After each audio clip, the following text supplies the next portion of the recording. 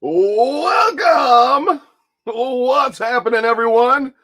We're waiting on a couple people, but how are you doing today? I have with me Geeks with Cash. Apparently, I'm now known as Atari Hater. Yeah, I started laughing when it's like the first thing I saw was apparently whereas I see the Atari Hater has joined. Yes. I love TV's Hasselhoff late again, and I'm early on the comment. Absolutely devastating late cause. Yep, that would be me. What's up, Jeff? Oh my God, yeah. I am your co-host, Geeks with Atari Hatred. Yeah, the Geeks with Atari Hatred.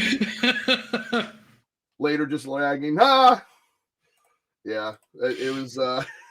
Oh, we got Panda in the house. Rondo Man's in here. It's Panda. I thought you were sleeping, sir. He probably passed out for a while. He never sleeps. He does occasionally. He finds himself waking up from unconsciousness randomly. What does this say, Panda? I want to know where you got the giant AMICO toilet. He was sitting in like an AMICO. It was kind of like, what's up? Next Level Gaming, the original. The Trunks with Cash. I don't have anything to drink right now. I could change that, but right now I'm drinking sober. A Molson Canadian. That's from our pals in the north. Get yours today, kids. No, don't, actually. Mullis is here. Looks like we got Dazed Gaming. Set their alarms for the stream. Well, yeah, sort of. Oh my goodness. I don't wake up as quickly as I used to. Oh my God, I'm not paying attention, and look who's here. Welcome, sir. I thought it was just a spinning circle for a second. I'm like, Rab, the spinning circle. You've changed, sir. Hey, everybody. I just saw the private. Oh, excuse me. Now it's a party. It is a party. It now. is. Hey, good seeing you guys. See, nobody makes fun of Rab when he drinks on stream. No, it's just me. Your resting Panda's shocked. I know, right? Between resting and working on next. Hey, definitely work on your episodes. He's been struggling hard with this one, man. I mean, he showed me a couple of snippets here and there, and it looks amazing. I think you guys are going to really like this one. It's going to be a lot of fun. He says, I much prefer the endlessly walking Rab. That was there you go. Just a treadmill. It's like he does the stream, but he keeps helping. We're just going to replace Rab's image with the Running Man icon that just chronically runs from now on. Oh my goodness! Yes. So, Luke Walker's in the house. George Bowser, I think is how that's pronounced. Yes, Tom Bryant's in. Jan's in. Yes, south, right? Windsor. Yeah, you kind of come around and up to Michigan, right? Yeah, I'm just kind of slowly acknowledging everybody in chat. Shondell's in the house. Thanks for showing up. Oh my The Great Panda, exhausted from his adventures, must regain his strength through extended hibernation. That would be a living hell for Panda, actually. Yes, 400 miles. Sorry, I'm catching up. Okay, yeah. I thought he was going to be cool, but... oh, yeah, that one. Yeah, I see that. All right, yes. It was fairly harmless, just a little jab.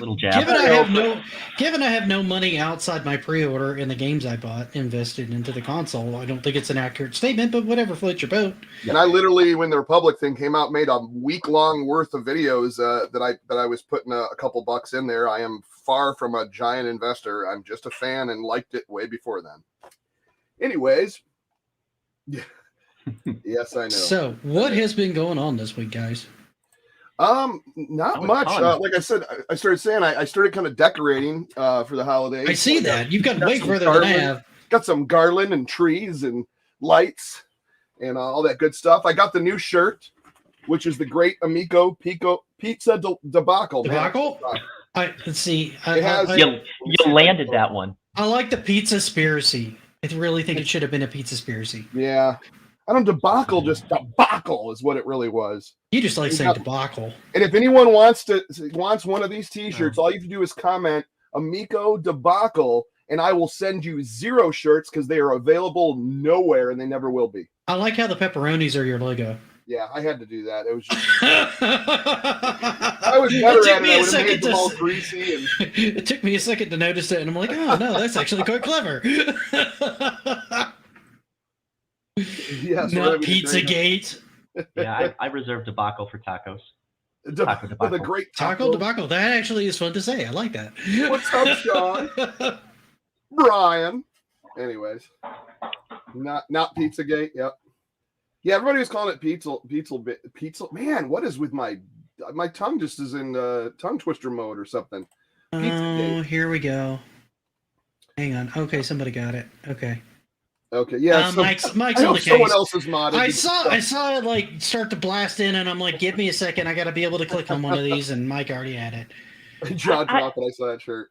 I don't mind when they come in with something clever to say, but when they just want to take over the chat, I don't hate anyone, but that really? You're not adding to anything. You're not involving. Some of the comments have actually been pretty funny. Some of the comments have actually been pretty funny, and some of the names have been funny. That one's not even really a very funny name, unfortunately, but there have been some pretty funny names that have come into my streams before. Dusty, hey, Dusty, how's it going? You know that's not true. Jim Payne's in here. Look at all kinds of people in here. So I have not had too much going somewhere. on. That's right, you do. No, was it that December 9 video game rewards? I wonder Intellivision has a clip. What is that? The video game rewards show with Jeff Keighley. Oh, okay. The annual. Yeah. I don't think Intellivision's involved. I haven't heard anything. I don't think you'd hear anything within the last week. Yeah, I'm not sure. I'm not sure Intellivision has enough content out right now. And it's not. It's not the crowd. It's not the crowd. Yeah, it's not. I mean, it actually if isn't. Tommy's going to talk all this time about families and casual gamers, and then they're spending all of their efforts on the game rewards, I don't see it being a good fit. And half these sites are now calling Dark Souls the best game of all time. I'm like, I hear a lot about that game, but I don't. I'm like, what? I'm like, that's kind of a niche game, guys. I mean, I don't know. Spiritual Zelda 2. I tried. Someone must have just got it because I couldn't click on it. I clicked on it right as somebody hit it, so I had to hide it again. So my bad. One time, make your statement one time, then you can stick around and say some other stuff. You come in and he's not going to do that. He's going to come in with like. Yeah, I know. You don't really stream, so you don't know that this has been going on for like 2 months now. No, I visit you guys on your streams. I walk over there. I modded a ton of people the first time it happened. Yeah, so I have like a small army of mods that I'm just like, I don't even pay attention to it anymore. Yeah. I just let them handle it. It's funny. I mean, it doesn't bother me. I think it's just funny. But what has happened with a lot of the games development, like Care Bears, Baseball, Globetrotters, Earthworm Jim? It's like we get news and it gets a lot of those are big ones. I mean, you could take this rap too. I was just gonna say these are bigger ones. They're gonna wait out for certain times to debut later after launch. But yeah, so Globetrotters, that was an announcement of a license that they would be working on, and they wanted to work with the Harlem Globetrotters organization and players with that one. So I don't think we're going to see that one for a little while. That's going to be I don't think they've even started on that one. I don't think they've even started on that one yet. Earthworm Jim is something they were looking for, like the next holiday season after the thing launches. So I don't think we see this in 2022. We might see it in 2023. We may see it in 2022, but it's a big, kind of solitary title on its own. You're not going to get snippets of that until this thing launches, and then they want to whet your appetite with, okay, Earthworm Jim is progressing, and they have news on that. Right now, the news they have to be delivering isn't Earthworm Jim, isn't Toe Jam and Earl. It's the games that they're going to be launching with, the progress towards launch, and getting that monkey off their back. The stuff like Care Bears and Sesame Street, no one watching Amico right now really cares about those titles. That's for families. So Yeah. that's going to be something when they go and they do a promotional spot with some, family streamer, with like a father-daughter, mother-daughter, mother-son kind of streaming YouTube couple, if you will. That's something for them to check out, and that's something to make news in that community so that they can kind of put their toes and start making inroads in that community. So we're not going to get news on Care Bears and Sesame Street because the Pat DNS punks and Ians are just going to kind of laugh it out of the water. It's not anything for us. Right. Well, that goes back to the whole thing where people are always like, I think Darius would love it. Yeah, right. It comes back to like people rip on this thing for not having good graphics or not being, 4K. It's like, right. Not what it is. It's not what it is.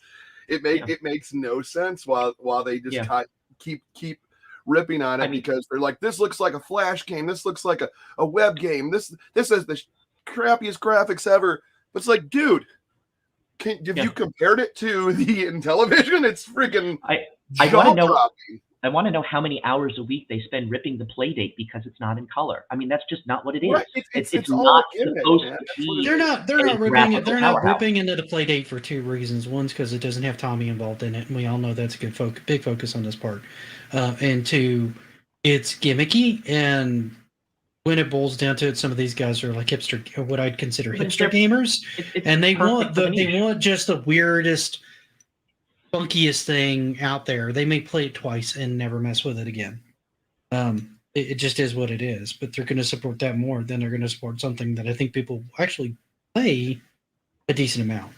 Right. Right. Once they get their hands on it, and it's got to hit the right crowd. Obviously, right?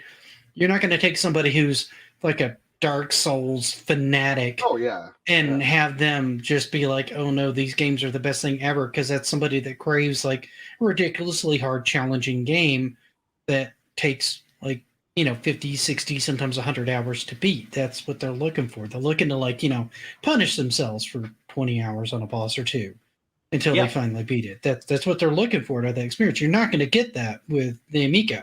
That's not what it's for. Yeah. So they're not I don't know.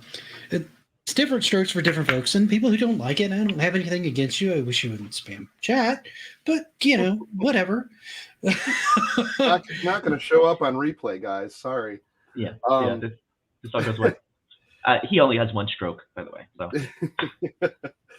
So. What was Jan's it's kind of the same thing. Big games are going to be out after that. It's going to all concentrate on the launch and the pack-ins and the ones they announced already for.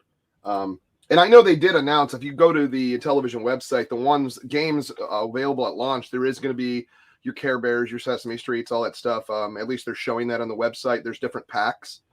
And then, and there'll be other ones too, but like your big ones, like your Cloudy Mountain, your Night Stalker, your Earthworm Jim, your MLB, those are all going to be planned releases. Those are going to be big releases. So. Absolutely. Yeah. And they'll want to get those out later and I think the reason they're going to do that is because you're already going to get the early retro crowd and the Intellivision crowd by default, right? You're just going to get that crowd that's a fanatic of the system and has loved the system since childhood. More than likely, you're going to get those people. So you have to worry about them so much. So it behooves them to cater to the other crowd that doesn't really know about the system. Right. That's just looking for something simple, something fun, and get them involved.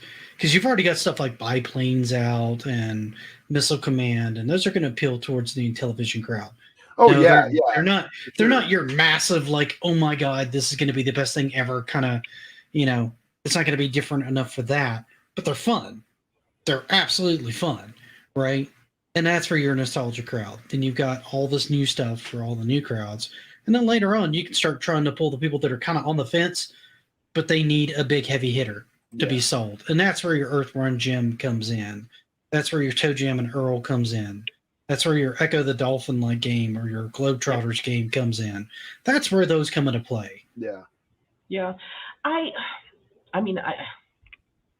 always kind of of one mind that, yeah, they need that heavy hitter, but I'm also of the other mind that if they have enough stuff that is different, I think a lot of those people will come around in a year or two if they start to see like, yeah, it's got these 30 games I don't get on these other systems for $250, $200.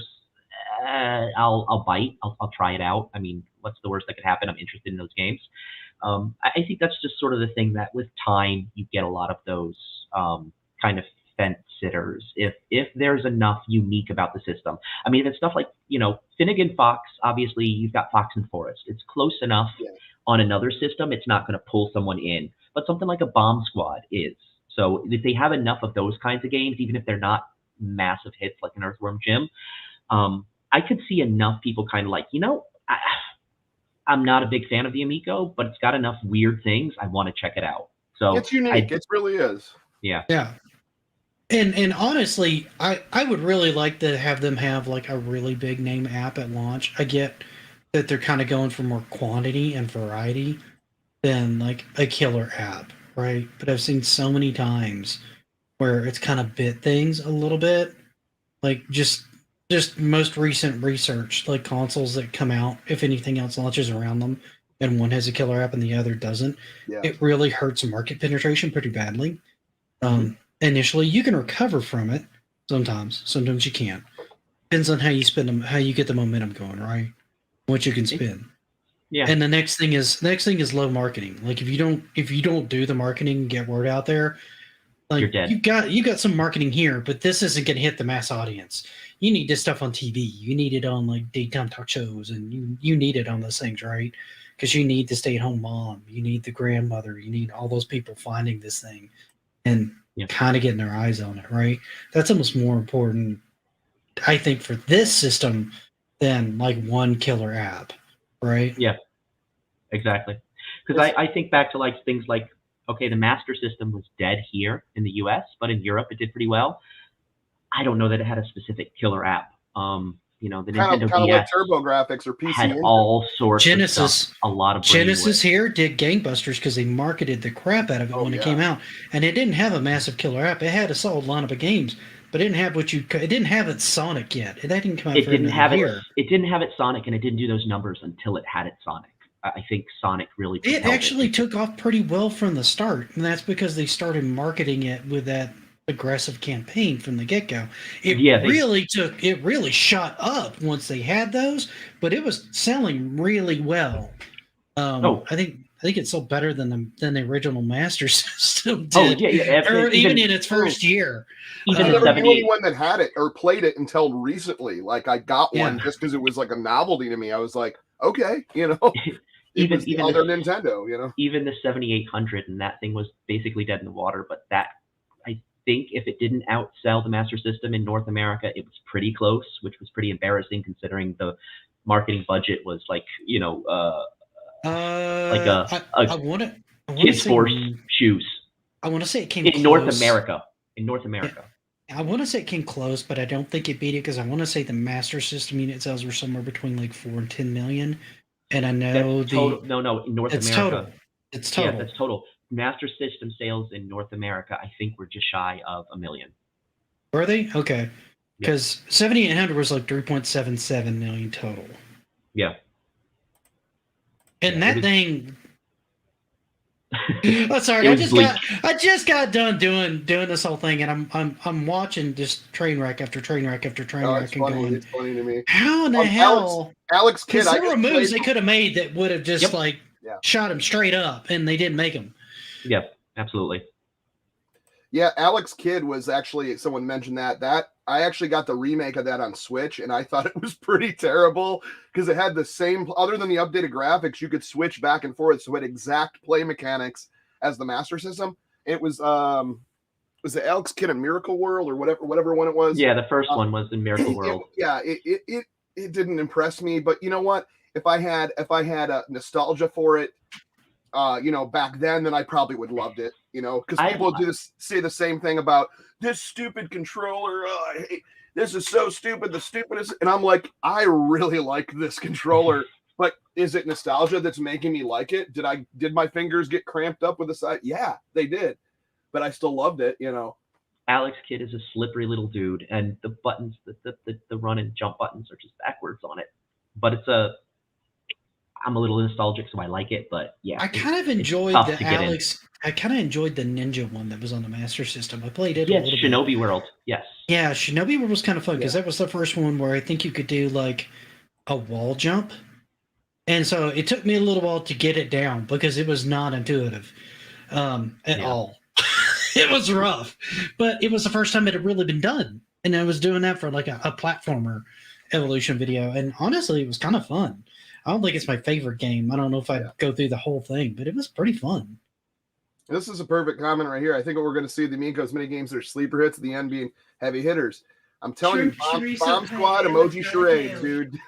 You're going to think everybody's going to think it's stupid. It's going to sell 1 million copies. Oh, you're eating. Hey. And I have chorizo paella with shrimp tonight. Salud. So, yes. Thanks, Mike. So we're officially eating on stream now. You got to somehow this became my thing. I don't know why. Became a thing. Yeah. Everyone's disappointed because I'm here. By the way, I want to thank everybody. My name, concerned. My face was on so many milk cartons. I love you guys.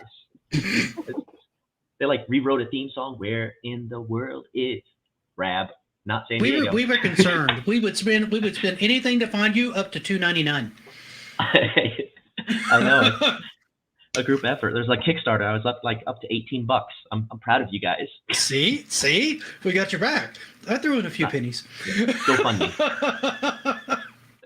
I love. I think Bomb Squad is or should be the 6-pack, and I believe it's going to be a party trivia game. But if it was, oh my God, boom! Like that, literally, it would. It would. I wouldn't. If I were them, I would not put that as a packing game. They've already given you two. That's a big one. They've given you two pretty heavy hitters as packing games with Shark and Astro Smash. Yeah, those are really good pack-ins. And you wanna run the board with what the system can do. Like you have the really kid-friendly game like Shark, which would be like a snafu. You've got skiing, which is more like recreational leisure. Then you have the more you have the throwing mechanics of beanbag cornhole. And then you've got Astro Smash. I think the last one has to be, something like emoji charades, something like yeah. I would love emoji charades to be a pack-in. I think they shouldn't do that, but I would love that. No, that's not their game. I mean, that's a license that they're using, so they'd be spending too much money on that. That's why I think it's Backtalk Party, because that is something that I don't see a license out for something else. That's their own game. Okay. So if you're going to put your own game and sell it with every system and not pay someone else $2 for every sale of that game, then that's the one to do it. Unless you're like Coleco and just gonna make a splash and just go out with Donkey Kong. Screw it. We'll send every penny to Nintendo because this game is awesome and it'll sell ColecoVisions. Yeah, I think it did too. I actually thought the Donkey Kong version on ColecoVision was pretty good. I went back and played it not that long ago, and I thought it was good. It's a good version. My girlfriend in high school, even though this is like she had, I was like, "You have a ColecoVision?" She's like, "Yeah, I have Donkey Kong out there," and I was like, "Damn, that's better than my televition." I mean, this was a long time. We weren't like. If you get that, and then you broke up. No, I'm not that old. Well, I mean, sort of I am, but I want to respond to this comment directed to me. For the record, I will do that, but I get at least 25% of the proceeds. Which one is that? You get super chat at $5 grand. Pandas. I will totally do that, but you're giving me 25%. I'll do it. Space nobody wants it, but I'll do it. Oh look! He used the one that he made for me because I told him to F off one day. Yeah, there's a lot of these simple games. That's the thing is, this is a simple pick up and play arcade style, or it's going to go to the casual gamer. This is a casual gamer's machine. So that. Once again, when people go, "Oh, the frame rate," like I don't even know how to look at what a frame rate is. Like if it looks good to me, it just looks good to me. Like I said, you're talking about people that could care less about graphics or anything lifelike, or they just want something to have fun with. That's all it really is. Chuck, if it's for the Amico, just say there's issues with it. Frame rates. You got them. There you go. I think Bomb's got to be the best of showcase controllers. Wii Sports Showcase. Yeah, I think so too. I'd want to see it. I would love to see a deep dive on that. Well, I mean, you're going to get cornhole, which honestly, I think they should. Well, could you really do a deep dive in cornhole? Of course, I've thought that about the other games, and they surprised me with 17-minute videos on them. So, I mean, it's I wouldn't. I mean, once again, it's just I don't know if there's much to explain about that. I mean, I played it. It's just you're just basically throwing. I mean, there's different ways you can line up your shot and choose your arc. Yeah, but, you've got a few minutes. You can talk about a couple of those things. Right. Take them on different courses.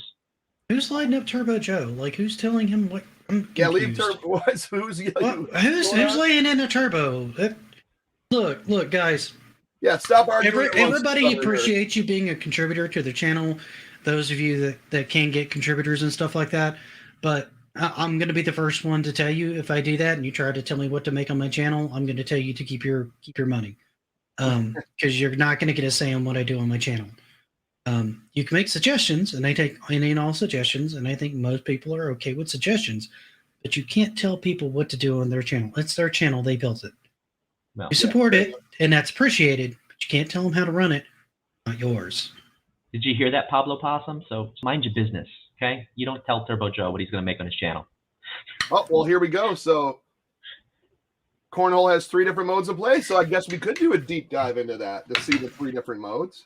Yeah, every one of these games has multiple modes, so it's not like you kind of keep hearing how, like, okay, these games look shallow. Okay, so you kind of perfect one mode of the game. But one of the things I didn't like it so much with the Atari because it was pushed so much, like, oh, you've got 48 different versions of games. It's like, well, one version of game has 2 planes on the screen, one has 3 planes, one has 4 planes. It's like it's all the same plane. It's just like a slightly difficult. But no, you're taking like one game and then you switch, like, okay, we're going to change up the concept a bit, and that's a whole different mode. With Moon Patrol, we're going to do that mode where we're going to do cooperative control of the rover, and you're going to control the jumping. I'm going to control the forward fire. Someone else is going to control the upward fire. Someone else is going to control the jumping. So you've got 4 players controlling the rover. That's one mode of co-op play. Another mode can be like competitive, we're taking turns. Another mode is we're taking turns, but when it's not my turn, then someone else is the UFOs. So you have real differentiation between, like, it's almost like you get 3 different games, even though it's like using the same engine, the same stuff.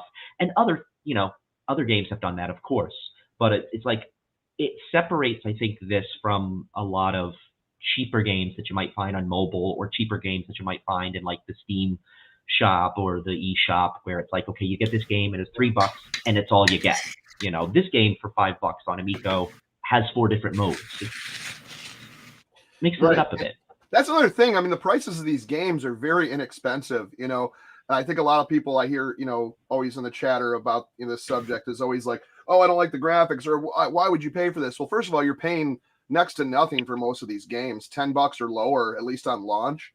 It's impulse buy. A lot of them are just fun and have replayability. Like you can play cornhole no matter if it's now or 10 years from now. It's that you can play a bowling game. You can play, like, a lot of these games are made to just be pick up and play round after round games, like your Missile Commands, your the Space Strikers is another one that's just you're not going to lose playability or replayability on that. I really don't think.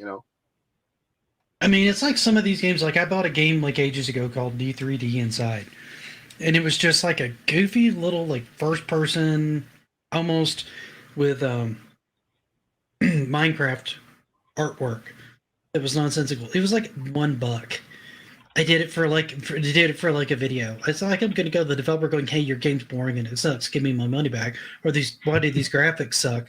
I paid you $1. Right.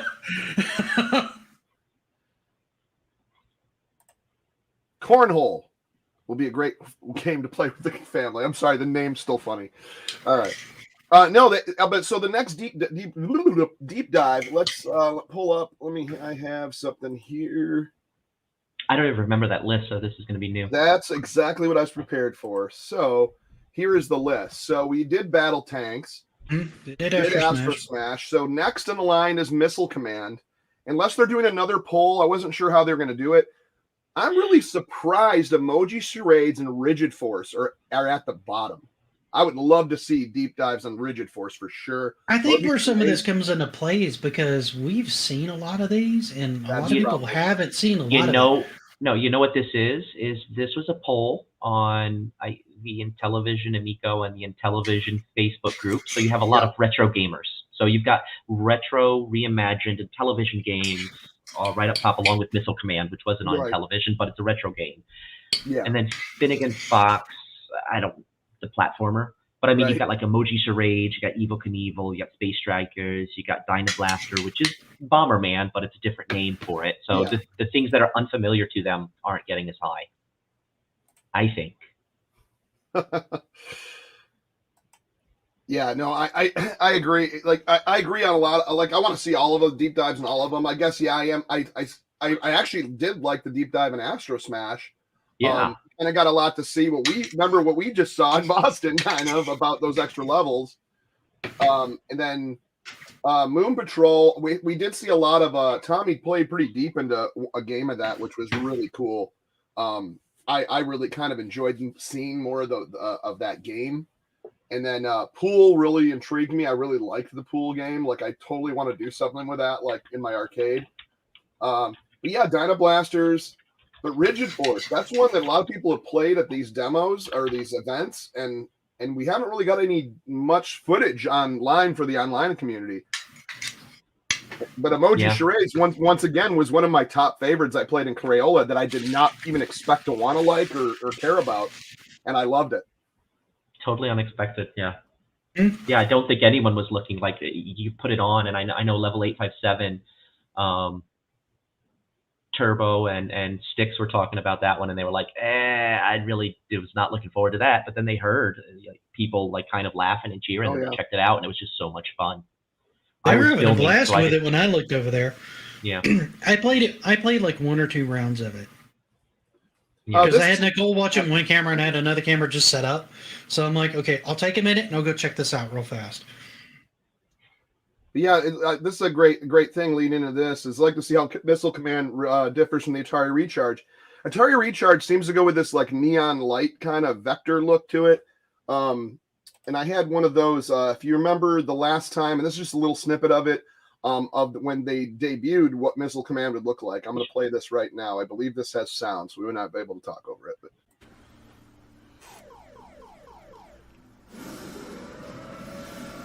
there it comes.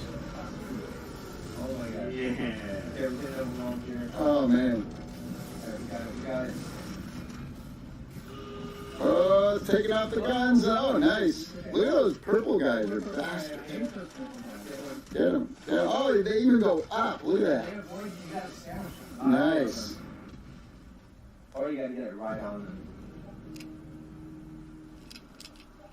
We use all our ammo. That's everybody playing. I got him with that last shot too. Get your money's worth.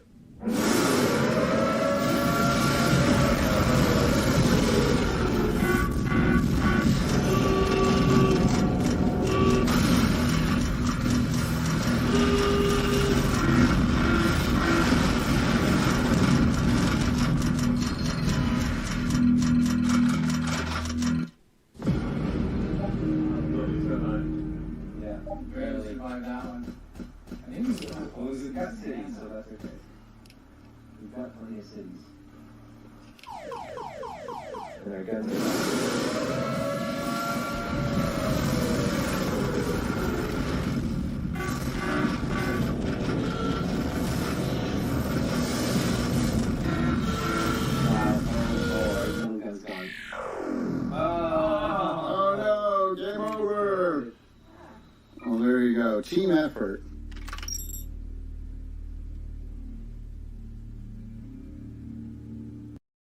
So a little refresh there on kind of what the Missile Command, because someone was asking about that. And yeah, I mean, that's going to be our next deep dive. And I believe, if I'm not mistaken, is that still 8 players at one point too? I don't know if that went back down to 4 to. I thought that was going to be 4. I think it's 4. Isn't it 4? Because there, you've got the box behind you, right? Because that's one of the ones you can pre-buy. I could probably look at it. I think they had talked about 8 players where they were trying to get 2 in each corner, if I'm correct, from early discussion of it.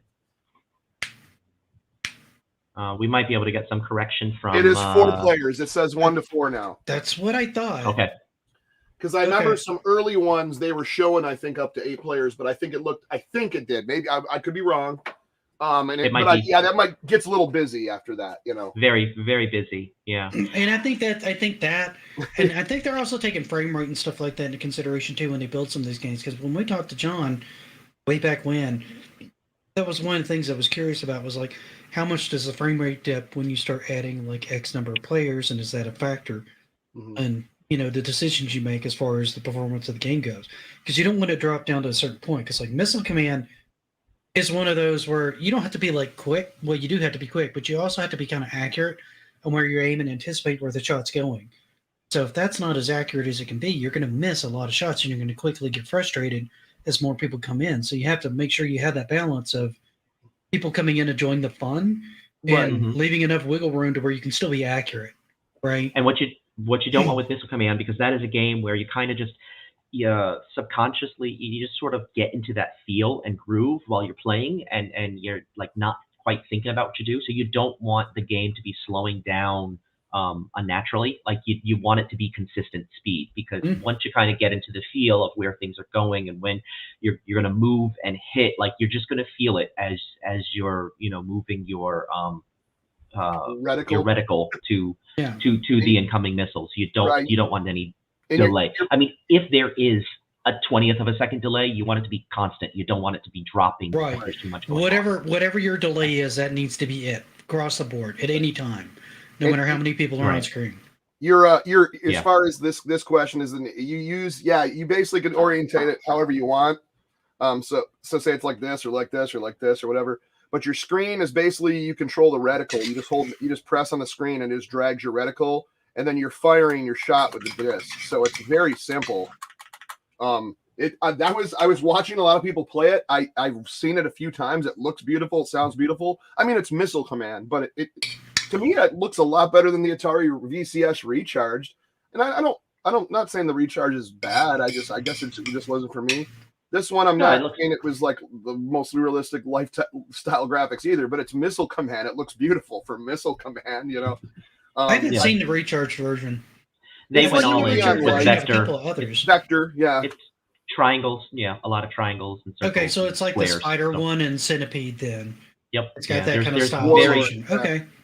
There's very little differentiating to the aesthetic.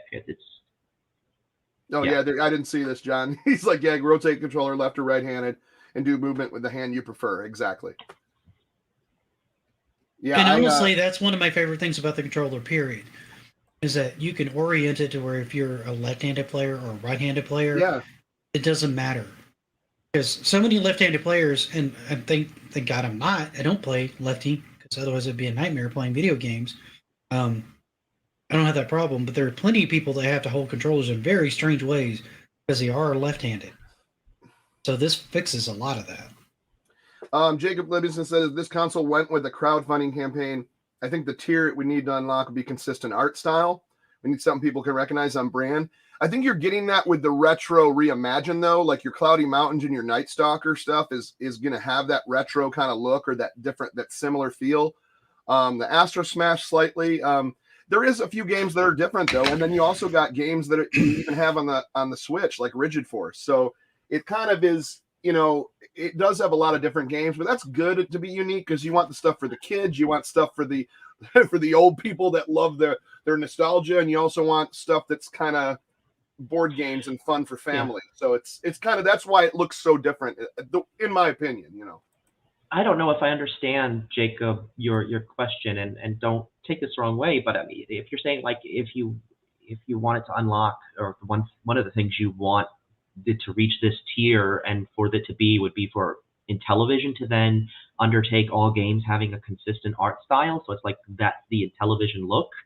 I mean, I may be like misunderstanding that completely, but if that's the case, I just don't see that with other systems, and I don't think it would work. An art style might work for some people. I don't think it'll work for a general audience. Yeah, I think there's going to be too many different people coming in.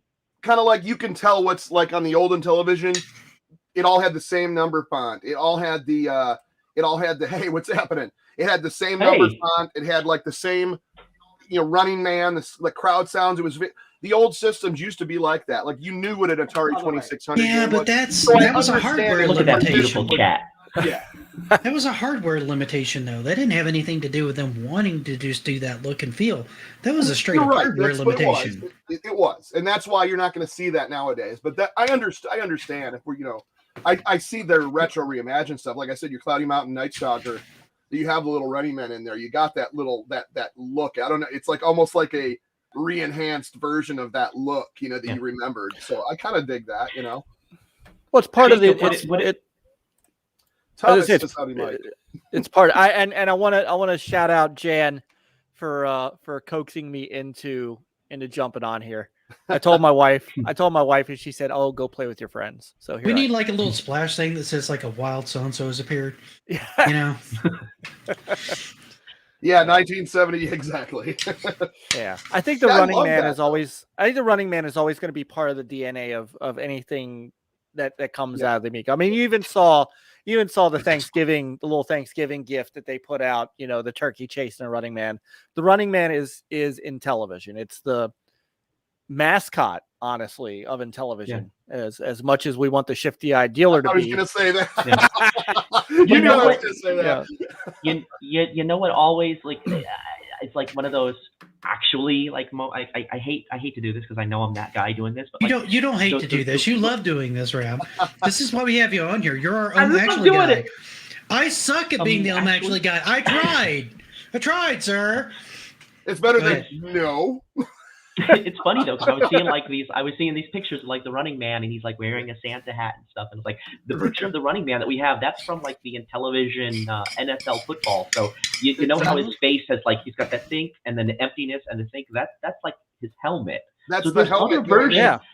There's other versions of the Running Man we could utilize that have more of just like a normal head and not like a little like crab sort of claw for a head. Yeah, that's his helmet. That's his the face mask. So you're saying we could do a Dragon Ball's Fighting Z game with him, and instead of like 9 million versions of Goku, we can have like 9 million versions of the Running Man, is what you're telling me. But it's like we could just put like an extra block right there to hide out the visor, and it's just a head, but it's like so sacrilegious. Like, no, you don't screw with the Running Man. And I think like I don't know if everybody knows like that's a helmet he's wearing. It's don't put a hat on and it's just change out his heads. My imagination with 4-bit games is kind of like it's a blob. And no, still don't need glasses. It's still a blob. Okay, it moves. To answer Jan's a red blob approaches. I kind of dig. I think everything is eventually going to go to this new form, this newer kind of technology of transferable. What is that? NFT, non-fungible tokens. Yes. So there's something else in the news today that has an NFT. I do. I got an ointment for my fungibles. See, that's got NFT in it now. It's a topical cream. That's right. It has NFT in it. Yeah, $300. Enjoy your dinner, Nick. I mean, they want to make it. They want to make it a thing. And I know I've seen a lot of consternation, as you always do in the gaming industry when something new comes about that people are afraid of. I've seen a lot of consternation about NFT in the community, but it's where it's headed. It's also a lot of these other. Go ahead, Mike. Go. No, I was going to say. All I was going to say was it's what's going to bridge the gap between used gaming and trade-ins and stuff, and it's honestly what's going to keep GameStop and places like that going. What makes digital yours and what makes digital transferable and something of value that isn't just going to disappear when your system breaks and that can't be transferred because there's no PSP store or whatever. I was going to say one of the things that is like Intellivision is looking at this very practically from a very consumer-friendly stance that, I mean, the NFTs kind of make it yours and you can resell it and you can do what you want with it. And I'm looking at like, okay, here's EA and Ubisoft and Activision. They're all like, ooh, NFTs, we could do that. We can sell this downloadable content and we can kind of dive into the, profit driven motives behind NFTs and these large prices that are coming behind that and how it's very much like, I just think like, even if you hate Intellivision, you're not a fan of Tommy, you think the Amico looks like a foot bath and all the games are awful, and you don't like NFTs, at least the way that they are approaching the whole question of NFTs, I think is much more consumer friendly than most of these other, publishers out there that we put on pedestals. I think they're really trying to do the right thing by customers, and that's just worth kind of putting out there.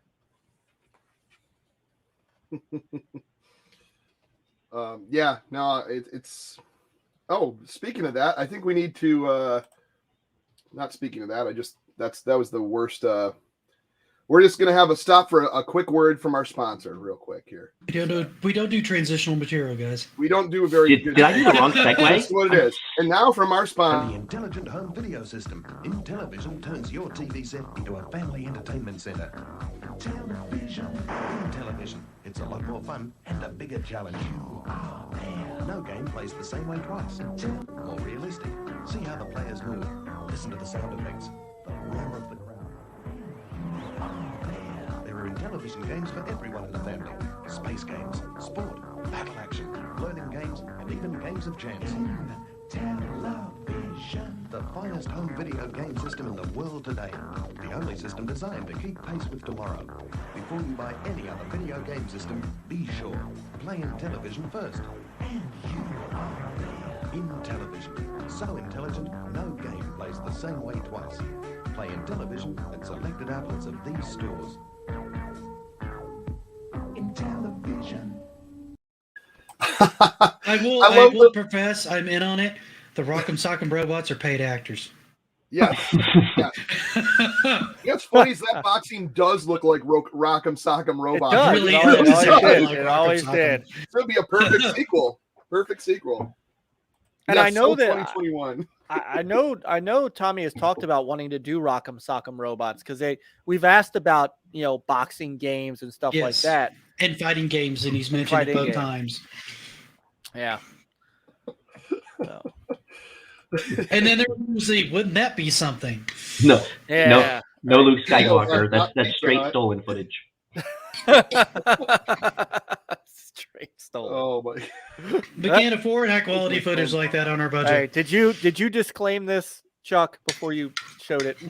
What's that? Did you disclaim that is not fine? Those are not final graphics on that video. On that. Oh, that's final. It's been final. Yep, it was still for 40 years. Been final for 45 years. What are you talking about? Those are the improved graphics. Right. Yes, Dusty Bottoms. Yes. There was a clip of some animal fighting game. It was a cat. It was like meow. Yeah. I was gonna bring that up, and I was gonna try to find it. Maybe have time next week to find the footage, but I was gonna slow down and kind of pause that footage and talk about it. They said they didn't want to do fighting games with weapons, but a cat fighting game, literally like a cat fighting game, like throwing balls of yarn and stuff. Dude, it'd be hilarious. Yeah, that would be. Just don't have them like hawking up fur balls and spitting at people. Yeah. That would be perfect. See, I think they should remake. I think they should reimagine Brutal Beyond the Claw. That was that kind of game. But I will say this. I don't know why they couldn't do something like Clay Fighter. I thought you guys had mentioned that, and I don't think Tommy was totally opposed to that idea. Yeah, I mean that's. However, I think they need to get a feel for how this market reacts and get some feedback from people, and they can kind of test the water with something with a little bit of soft core. Geez, that sounds awful.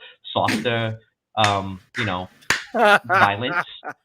and because the ESRB standards and the PEGI standards allow for violence. The Cinemax of porn. It's the Cinemax of fighting games. Bringing up this up. If evil could be set on fire, I think we could have some fighting robots.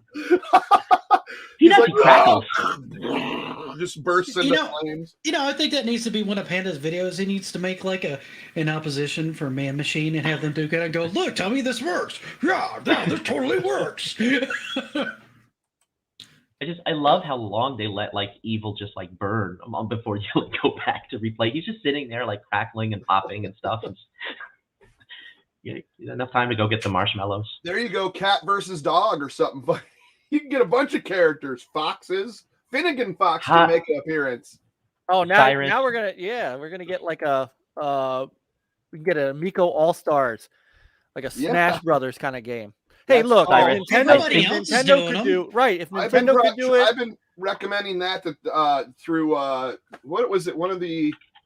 It was one of the OEV Pete's, or I'm sorry, Classy Gaming.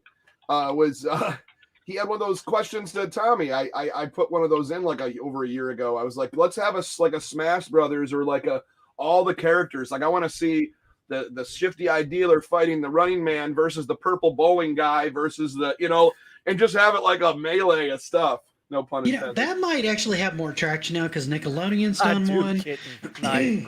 DC's done. DC's working on one, I think. WB is working on it. That's what WB Brawlhalla's out. Yeah. So you got a lot of That's what I meant. The Nickelodeon All Stars thing. You had PlayStation All Stars back in the day, and I think they could bring that back at this point if they wanted to. Because these games, everybody's wanting to compete with Smash now for some reason. Yeah, that's why they got the Sesame Street license. I mean, Oscar brings his own trash can. There you go. Take it out of the trash. Dude, my money's on Big Bird. That guy fights dirty. Oh yeah, he's got a height advantage. He's a Big Bird. Television brawl smash JT. Snuffleupagus in the corner. It needs that theme song though. As soon as Smash puts up on the screen, he goes Smash, da-da! TJC versus Panasub. We're getting to special Super Champion Edition on Turbo X Alpha Dash Arcade. It doesn't have enough acronyms, sir. That's not the final version of the game. It just rolls off the tongue. That's what I felt by the end of That's what I felt by the time they get to give me Street Fighter 2 editions. I'm like, holy cow! How long is this name now?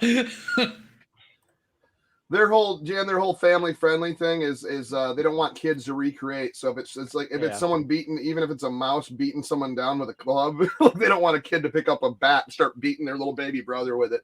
It's that's why. I mean I think that's what it comes down to. But yeah. And they want to make sure that all the games are like Peggy 7 or below and stuff like that. So even cartoon violence can start pushing you above that if you push it too far. So it kind of becomes a little bit of a dicey thing. Well, I don't think they're getting to doing like the South Park game, but yeah. No. Like the stuff of the fractured butt hole game you're talking about? Mm-hmm. That's the one. Or Stick of Truth. Oh, now I get it. Just kidding. All right. Well, it's like, honestly, Chuck, if you were just now getting that one, we need to have a talk. Yeah.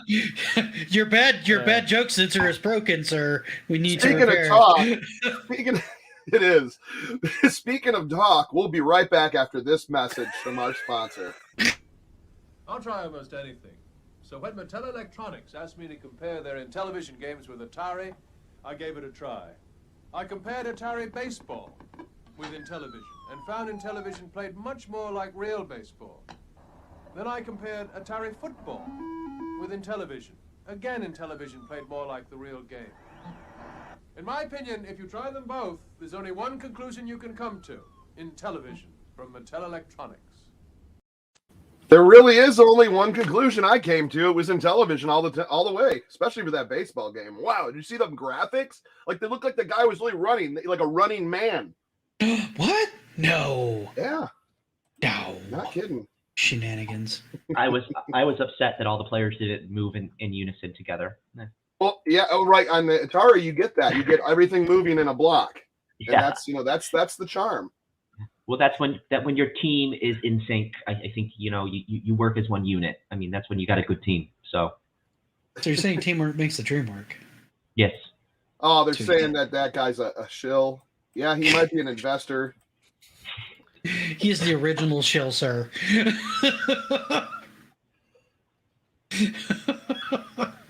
Am I related to the Rick Steiner? No, I'm not. You know what, though? It's an odd one. No. Actually, I'm dead serious.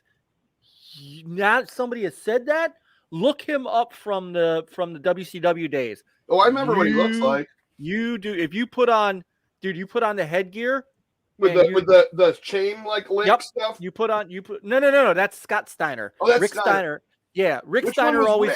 Rick was his smaller brother. He's the one who always wore the official like Olympic wrestling headgear. Oh shit. Dude, you look like Rick Steiner. No, you look like Rick Steiner. I have no idea. I have to look this up now. Hold on. I got you. Hang on. Okay, he doesn't quite have the mutton chop mustache thing going on, but I kind of see it. Yeah, I totally see it. He bought the crappy wrestling headgear too. Those were the how about freaking shitty ones. How about a Sonic game with a dial for the spin dash?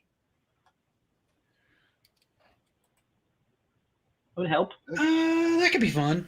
Sorry, I was distracted by the fact that this guy actually wrestled for Michigan. Apparently, yep. Oh. They've got like the best wrestling collegiate wrestling team ever. No, that's why he wears that headgear like that. He was legit. He was a legit collegiate and semi-pro wrestler. What is before he came to WWE and when it was WWF then and WCW. Yeah. No, he was a legitimate, wrestler. Yeah. So was Kurt Angle, but he didn't wear the headgear when he started working there. I mean, I know why you do it in like collegiate wrestling because he was cauliflower ear. Okay. I don't think Kurt Angle. I don't think Olympic wrestlers wore it. All wrestlers wore it. One, it keeps you from accidentally getting your ear torn off. Well, Kurt Angle didn't wear it when he was professional wrestling. I'm sure he wore it when he was wrestling in the Olympics. No, here's in the Olympics. No, look here. Hang on. So an Olympic wrestler wasn't wearing headgear? I call shenanigans, sir. I'm coming with receipts. I call shenanigans. I'm just telling you. Dude, I am going to pull this up probably next time, the cat one. We're going to do an in-depth on that cat game. I love this right here. Yeah, only if there's like a dad figure who's yelling at you to turn the heat down. Don't touch that thermostat. And then you got to pick the clear thing. As you go up in levels, you go to the business that has the clear protector over the thermostat with the lock. And you got to pick that so you can open it up and change while the like three people. And you make a multiplayer, someone can like balance one of the AMICO controllers to like make sure the mom doesn't get too cold or something. I don't. He's broken in half. That's about as weird a conversation as me and Mike are having right now. Yeah. How far did we derail tonight? This is what happens when you guys have me on. Blame Dan or blame Jan for this. This is all Jan's fault. I don't know anything about Red. I can pick out Hulk Hogan out of a lineup like 9 out of 10 I was talking about collegiate wrestling primarily because I did it through junior high through high school. No, definitely collegiate wrestling. Pretty much all through those wrestling days, you wore headgear. Yeah, I don't think it was 100% required, but if you did wear it, you were a moron. Yeah, no. In college, this is freestyle. This is freestyle wrestling, which is. I guess they don't have to wear headgear, but I think you're stupid if you don't.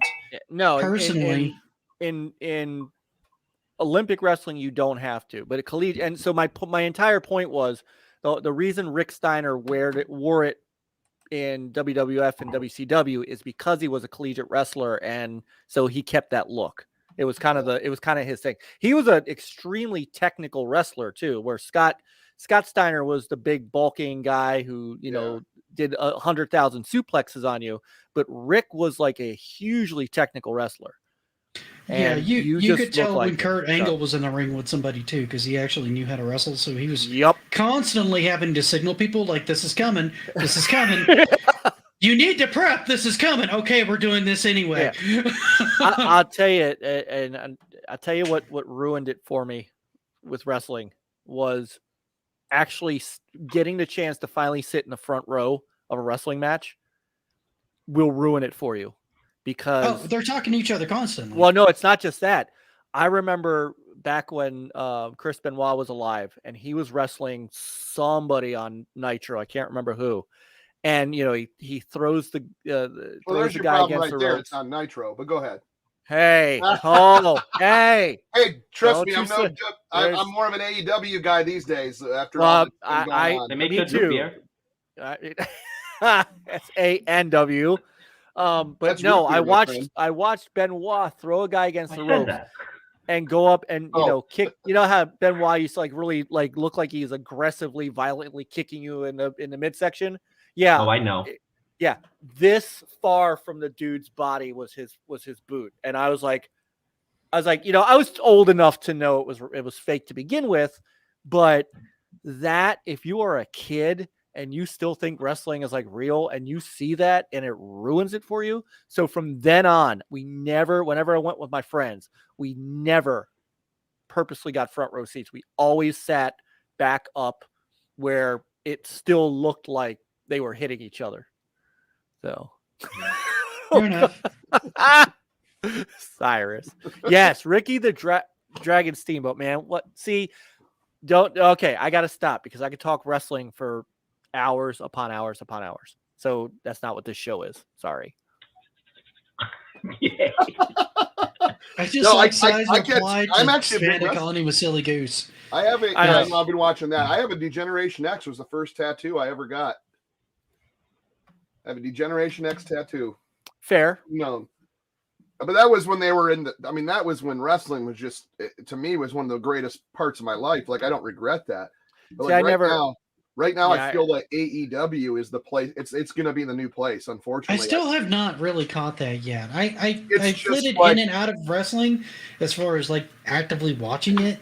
You take the old school, when you used to pop on ESPN Classic in the old days, and everybody get dressed up to go see wrestling. Kind of they took it really seriously, that aspect, along with the Attitude Era of WWF or E, and put those kind of mixed together with a little more uncensored and raw feel to it, with a lot less talking and a lot more action. It's just, to me, it's the perfect blend of what professional wrestling should be, and that's why everybody's jumped ship and went to that company. Because they're doing it. People going over there, one, because nobody likes Vince. Somehow we became a wrestling podcast and I know nothing about wrestling. Sometimes stuff like that happens. The Nacho Libre license would make a great. Yeah, AMICO wrestling. Oh, that would be. I would love it. That would be good. No.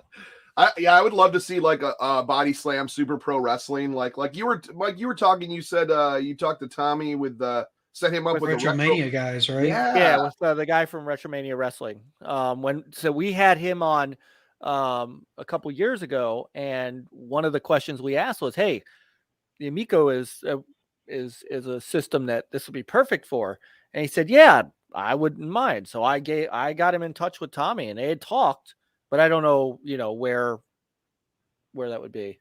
Fire Pro. I would love a Fire Pro. Fire Pro wrestling. Oh,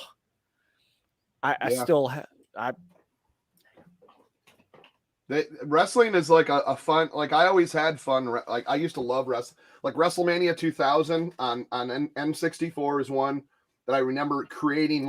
All my friends and family. I created wrestlers. One of my prize Saturn games. Sega Saturn, huh? Yep, my import copy of Six Man Scramble.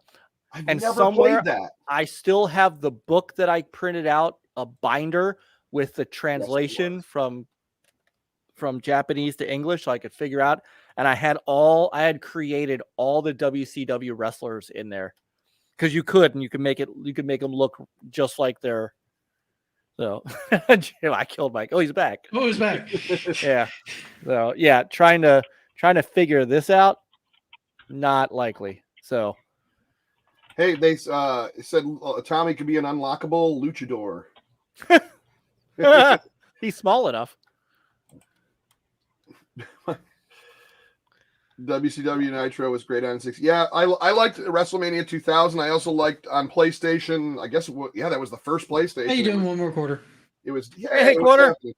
It was WWF Raw was good, and Warzone was good. WCW versus NWO World Tour. I remember that. Actually, I think I have that. I think I actually have that somewhere here. Wasn't that an N64 game? Yes. Of course, I don't have it by me. I know I have that title though. Oh, here it is. It's over here. I wouldn't mind being in a wrestling game as the coward. This is like M64 to me, and I was around when it came out, but to me that doesn't hold up enough for me. It's very polygon, especially when you look back at it. It's the cowering coward. Okay, so long as they don't put Octane in there. If they put Octane in there, they're not going to get that Peggy 7 rating. It's just gone. WrestleMania 2000. Oh. No Mercy. 007, of course. Oh, by the way, gentlemen, I just wanted to let you guys know while you're looking those up, I've created another Twitter account. I'm going to be moving everybody to. Okay.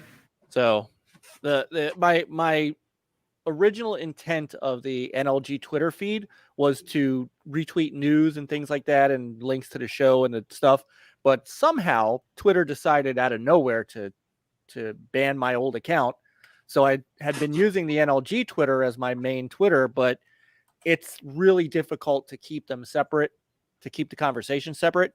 So just so you know, I'm going to be following most of you guys over here and then just kind of unfollowing those accounts on there.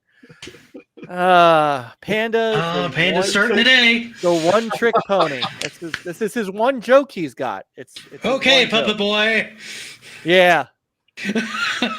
Thomas Bryan says any wrestling game on Amico I'd buy in a heartbeat. Same here. I'm just yep. Oh, here we go. John says I wrestled 4 years in varsity in high school. Always wore headgear. Never got the cauliflower ear. Wow. That's why you wear. That's one of the main reasons you wear headgear, and you also wear it so you don't accidentally get your ear break the hell off. Yeah. After college, took up judo. You wear like a jockstrap. No headgear. In one tournament, in a tournament match, got some cauliflower ear, because that's basically your cartilage snapping up and breaking, right? Yeah. Isn't that kind of the blood vessels get busted, and your ear, your cartilage gets all busted up, and when it heals, it literally looks like cauliflower. That's why they call it cauliflower ear.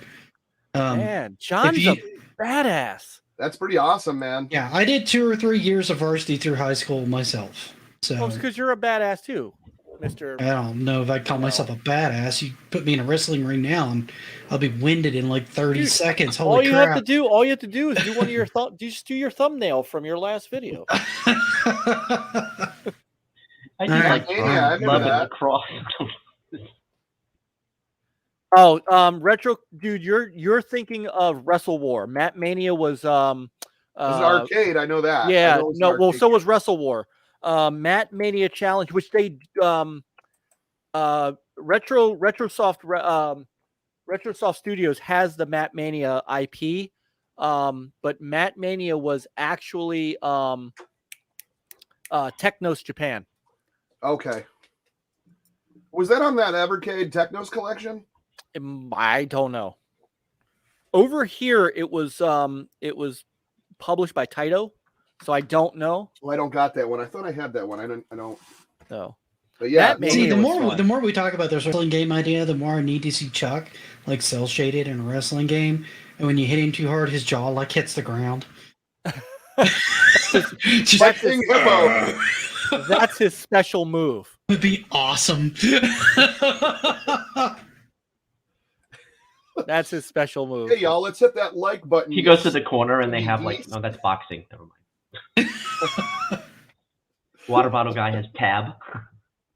Oh, that would be awesome. Oh, dude. Yeah, he just, the only thing. You have an unlockable tab character, which is a big can of tab. Like Popeye with a spinach, just kind of running around. You'd need an unlockable like tab character or something like that he has to wrestle against, and randomly he just gets stunned by the awesomeness of tab. Great. John says, by the way, he's running a marathon this Sunday. Dude, that's awesome. Wow, go you, man. That's awesome. It's so cold out here right now. We're like in the upper 30s. Dude, it will not get cold here. It was 72 degrees here today. I'm like, go home, Summer. You're drunk. Because I wanted to start doing some walking to keep the weight loss going, and it is cold. Hey, that's okay. So where are you at? Oh, you know what? I haven't weighed myself because I still have a broken scale. I have not got a new scale, which is probably good because I felt like previously times that I had dieted, whenever I like would weigh myself every other day, it just feels like I didn't get anywhere because I constantly like, I don't know. I'd rather, it's funny because I have a doctor appointment coming up in a couple weeks, maybe less than a couple weeks, actually. Yeah. I should be actually like within a week. And they'll weigh me there, and I'll find out how I do every 3 months. All right. So hey, man! Although I've cheated quite a bit, like over the like after Boston, and I came back and I was eating all the food there. I was like, oh man, I went from like no carbs to like give me carbs. Like I was having pizza, I was having lobster rolls. It was so good though. But you know what? Honestly, the carbs. I was like, people would ask me, "Hey, did you just stop eating carbs and stuff?" No. I just stopped shoveling food in my mouth.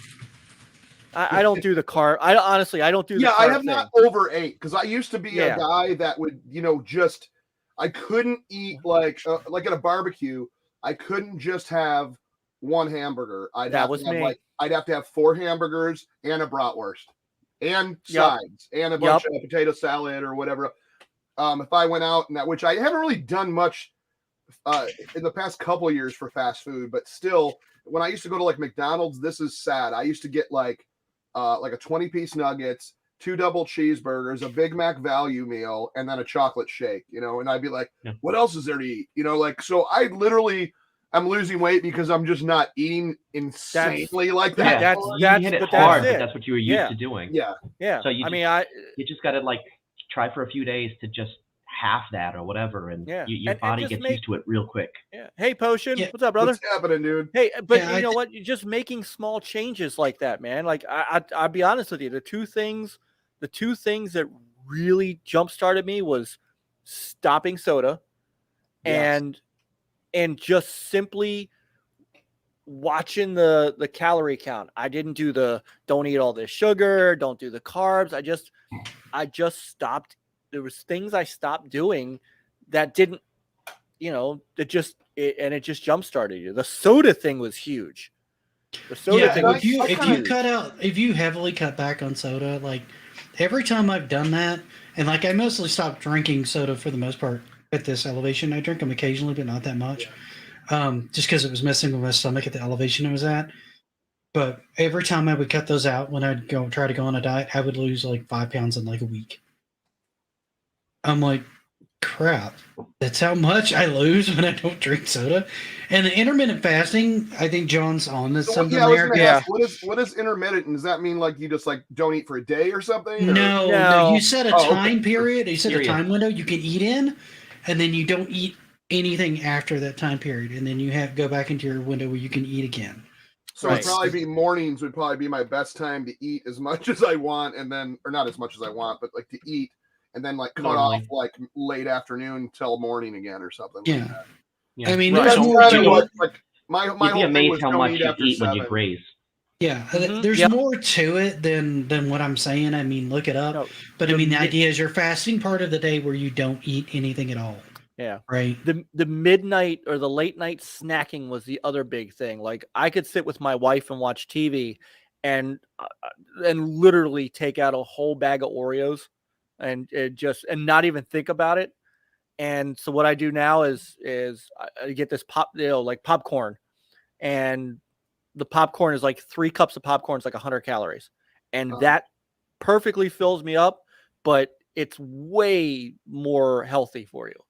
And so that and going to the gym. And I mean, dude, I'm telling you, I can't wait. I actually can't wait because I know what's going on with me. I can't wait to hear more about how you're progressing. Yeah, I feel like I'm almost plateauing, which is probably not a good, like I can almost feel that because I haven't gained, I don't feel like I've gained up, if anything, but I think I was like last time I was at like 246 or 48 or something like that. And I really want to get down to at least 2 or maybe just under 2, and then work on building up muscle tone and You know, I don't mind gaining weight if it's muscle weight and not like fat. I'm sorry, I'm not laughing at you. I'm laughing at Luke. I lose 10 pounds every eating Taco Bell. Yeah. You know what's funny though? Even that. So Taco Bell is like a bit. I mean, I love Taco Bell. Taco Bell is still around. Taco Bell is still around because I funded them through college. But even like once a week when Seth and I go to take him to a scout meeting, got that Dulles money. Yeah, that's right. That's what we call us intelligeese. You're an intelligeese, a silly one. Good night, Captain Nick. One joke. But no, man, I even like Taco Bell. Like just make I just made a simple small modification to what I get, and I went from eating like 1,100 calories for a dinner down to 8, like just by not ordering the 5 taco pack, number 1, doing steak instead of ground beef, and then instead of getting a soda, I do their Gatorade G2, and I mean, I can get away with an 800 calorie dinner and still feel like I'm not, eating rabbit food all the time. My thing is I would take a NutriBullet, because my thing is I always need to feel full. So I get up in the morning and I took the blender size. I wouldn't say it's like a full blender size, but the big one of NutriBullet. Screw that on there, and I would do a handful of spinach, a cup of oats. Either I do like frozen fruit, like a medley of fruit.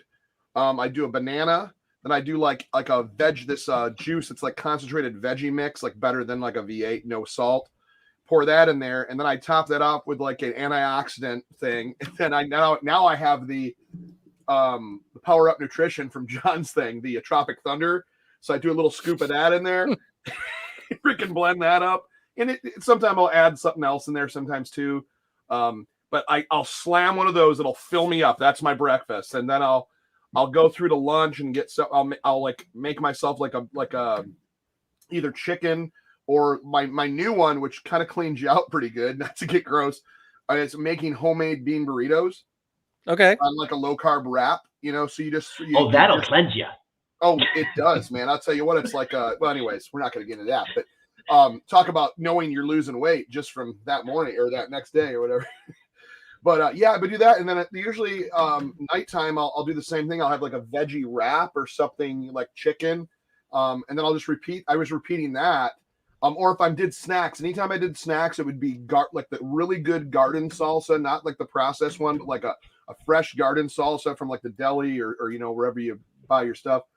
And then I would use, instead of tortilla chips, I'd use those baked nut crackers. They're called like nut thins. Get it? I've had those. And I use those and dip those in salsa. So like a bowl of salsa and a few of those nut crackers were, it's funny, nut crackers. And that's what, like, I started seeing like myself lose weight, because instead of at 3 a.m. going to friggin' McDonald's or what I do is I'd make like a ton of frozen pizzas and eat like the whole frozen pizza. And then I go, oh, it was so bad. I ate so bad, man. Dude, I'm with you. Christian Martin's like, did I just stumble into the cleanse channel? You have. Look, and that's a segue for the next commercial break. Cold and I don't know if any of you know. I know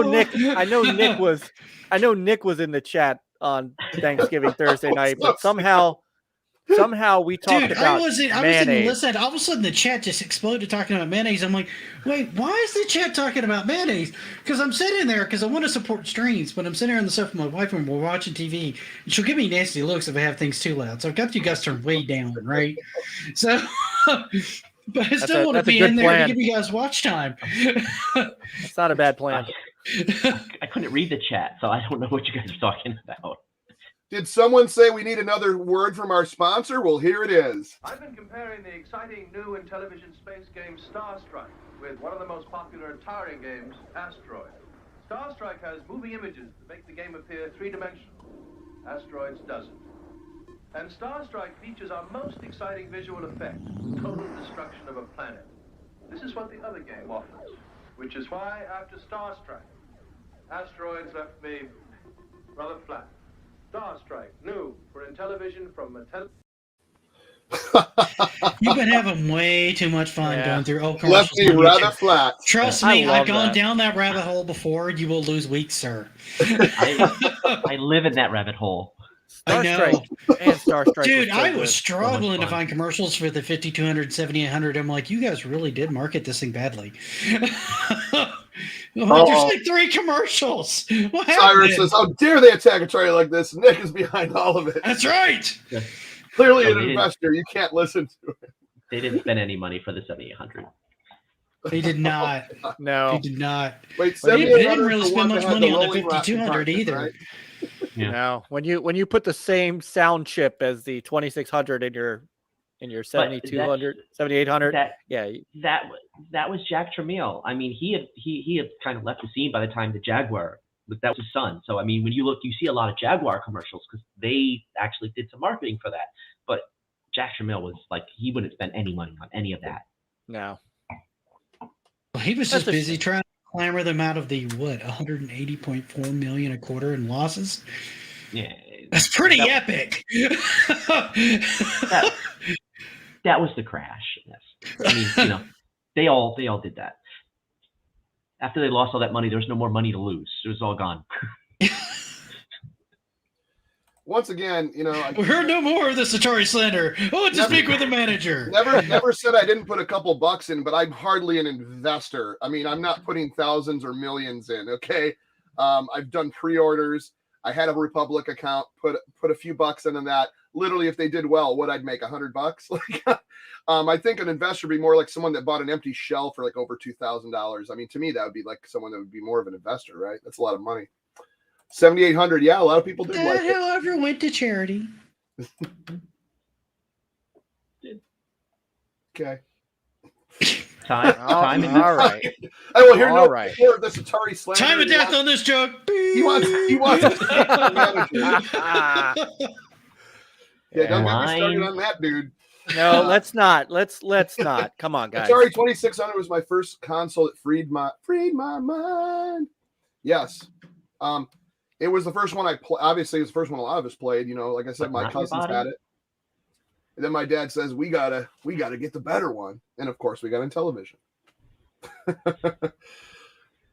Everybody has their favorites, man. It's just like I said, there's a lot of stuff. And then I think and you'll see a lot of these gamers, or if you want to call them haters or whatever, that keep ripping on constantly. Like I see it constantly. I'm not stupid. I watch some of it and see what they're, but a lot of people, their most complaining is like, look at these graphics. They're so flash. They're so, like the big YouTuber that's, by the way, I'm just going to call it out. The Refutech guy's using my sample from my jaw drops on all his streams now. So thanks for the subs, by the way, buddy. Anyways, he was going on and off breaking down that Astro Smash video, talking so much crap on it, going, look at the frame rate. Like, how can you visually what are you talking about, a frame rate decreasing at certain points of the game? I'm like, I can't tell. Like, it looks fine to me. And look at these graphics. These are so stupid. And they keep talking about frame rates and graphics and resolution. It's like, about 1 million times over, this has been said, this console is not about any of that. It's a retro-inspired pick-up-and-play casual gamer family console. So the fact that people keep just the record skipping, they can't get out of their head.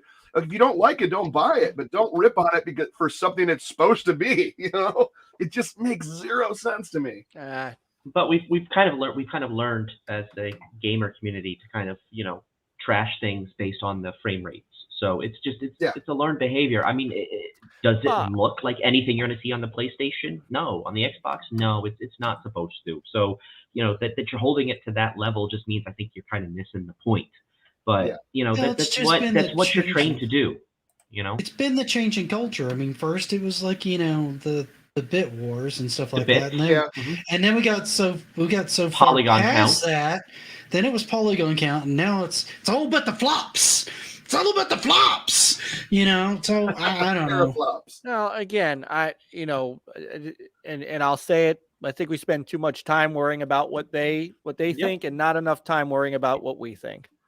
It's what gets us all in trouble. Let's put it that way. I don't spend any time worrying about any of it. They come to my channel. I think it's as long as they're not nasty to like the other people commenting in my that's what things, it comes I don't down care. To, man. It's like, when you start being nasty to other people that are we spent too much time on colon cleanses. Let's be honest. Yeah, we did. Spent a lot of time. And we had the most viewers when we were talking about colon cleanse.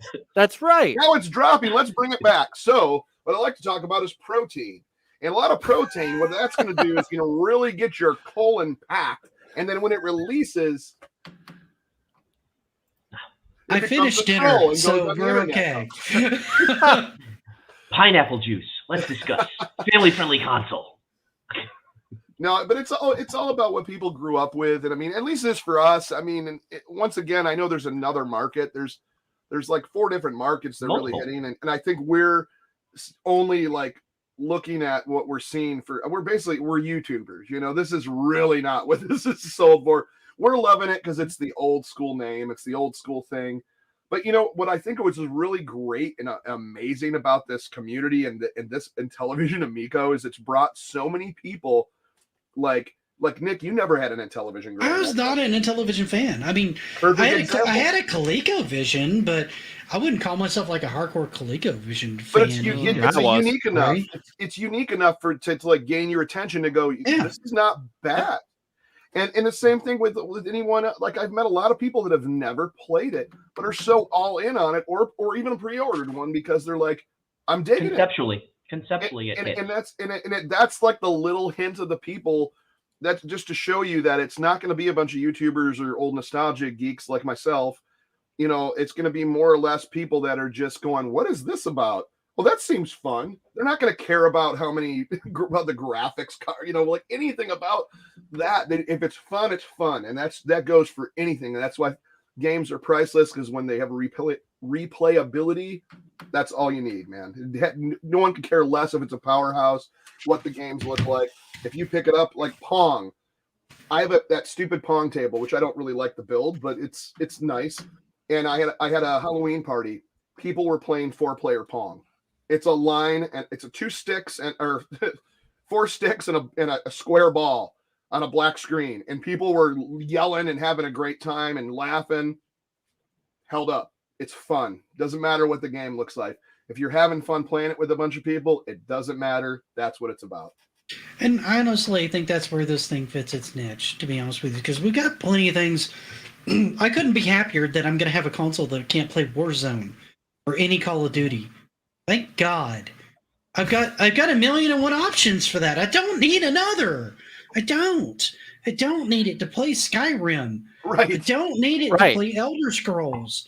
I don't need it to play Dark Souls. I have tons of options for that. You know what this console's niche is, and as much as I love family friendly, as much as I love retro reimagined, think about it this way. A few years ago, we all had our phones, and we all had Siri on our phones. We could ask Siri, what's the weather going to be? Or we had a Google phone. We were like, hey, Google, tell me, did I eat enough, whatever, bran flakes this morning? Whatever Chuck's asking Google. We could do that all on our phone. Okay, so we could ask our phone questions, and it could answer us. So we had that, and we had it on our phone, and it was convenient. And why would we ever want anything else? Because we could do that on our phone. What was the hottest selling item? I think it was 2018, 2017, whatever. It was like Amazon Echo and, Alexa. Hey, Alexa, tell me, you can talk to my refrigerator, make some ice or something. You don't ever use it for that. But those things sold like hotcakes because people saw like, oh, that might be kind of cool. I don't want to always use my phone for this. It's nice to have something in my house that I could use for that. So I see something like Amico, and everyone's like, oh, these just look like mobile games. They look like Flash, whatever. Yeah. You know what they look like, because a lot of people play mobile games, is it looks like, oh, these fun little experiences that I have when I'm playing mobile. And most of you, when you play mobile, you don't only play a mobile game when you're standing online at Target. Most of your mobile gaming that you play is when you're sitting around the house. Okay, mobile gaming exploded when we were stuck when we were stuck on lockdown. So I mean, no, the data, the Google and Apple have the data for this. Where most of this gaming takes place is in people's homes. It takes place in the same IP addresses. So it's not like they're going and they're getting this when they're on the run or riding the subway. I mean, yes, we play games when we're on the go, but we also play games and stuff when we're just sitting around the house. We just pull out our phone and we just we're on the couch and we're just doing something because it's just right there. So this is an alternative that is a little different. Okay, I have this thing on my phone and I'm having fun with all these games and stuff on my phone, but it would kind of be nice if I could just have this kind of seamless experience, these fun, simple games on a TV with other people as well. It just fills that niche of something that is different enough, just like that Amazon Echo is different enough from what you have on Siri and Alexa. It's almost the same, but it's just a little bit different because the experience is different when you take it off your phone. Okay, now these mobile games are a little bit different when I'm not getting text messages and alerts from, hey, my mom wishing me happy Thanksgiving for the third time because I haven't sent a message to her yet. So I'm not getting interrupted from that. I have this experience and for a couple $100, yeah, I spend that when I go out for dinner. So this is a different experience, and I think that is the niche that this and I think people are getting confused too, because mobile games are starting to kind of blur that line between console and mobile. I mean, look at Genshin Impact.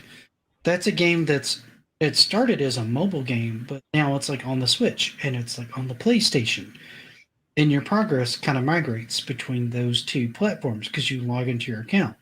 Now, I know a lot of people in this crowd don't play it, but I mean, it's a pretty looking anime-styled, low-level MMO type of game, and lots of people enjoy it. And was it Dragula Lost or whatever it is? Dragula Lost is another one. It was actually came out before Genshin, and that was touted as a Switch game. And I looked it up, and sure enough, it's on my phone. It's the same game. They were counting it as a brand new game launched on the Switch. So, I mean, this was happening before, any of these things started getting migrated to this console that were formerly mobile games too, right? Like the Evil Knievel thing being a mobile game to start. Yeah, right? A lot of Switch games have origins on mobile. It's normal. PlayStation as well. They didn't get as much exposure. Yeah, I gotta highlight this question again, or this is perfect of how I see this console. Can this be the console I take out during parties, one to replace my board games? Yes. This would I kept calling it the party console, because if you got a group of groups and teams of people playing games like Bomb Squad for 8 players, you got your trivia games and your emoji charades where you got a giant group here and a giant group here and you're taking turns doing this on the screen. Dude, yes, absolutely. Well, and what I had said in the chat in response to is the whole use your phone as a controller could make that happen. Yep. You know what would be great for this? I mean, those controllers sell for $70-ish. I mean, that's kind of the retail that they're looking at.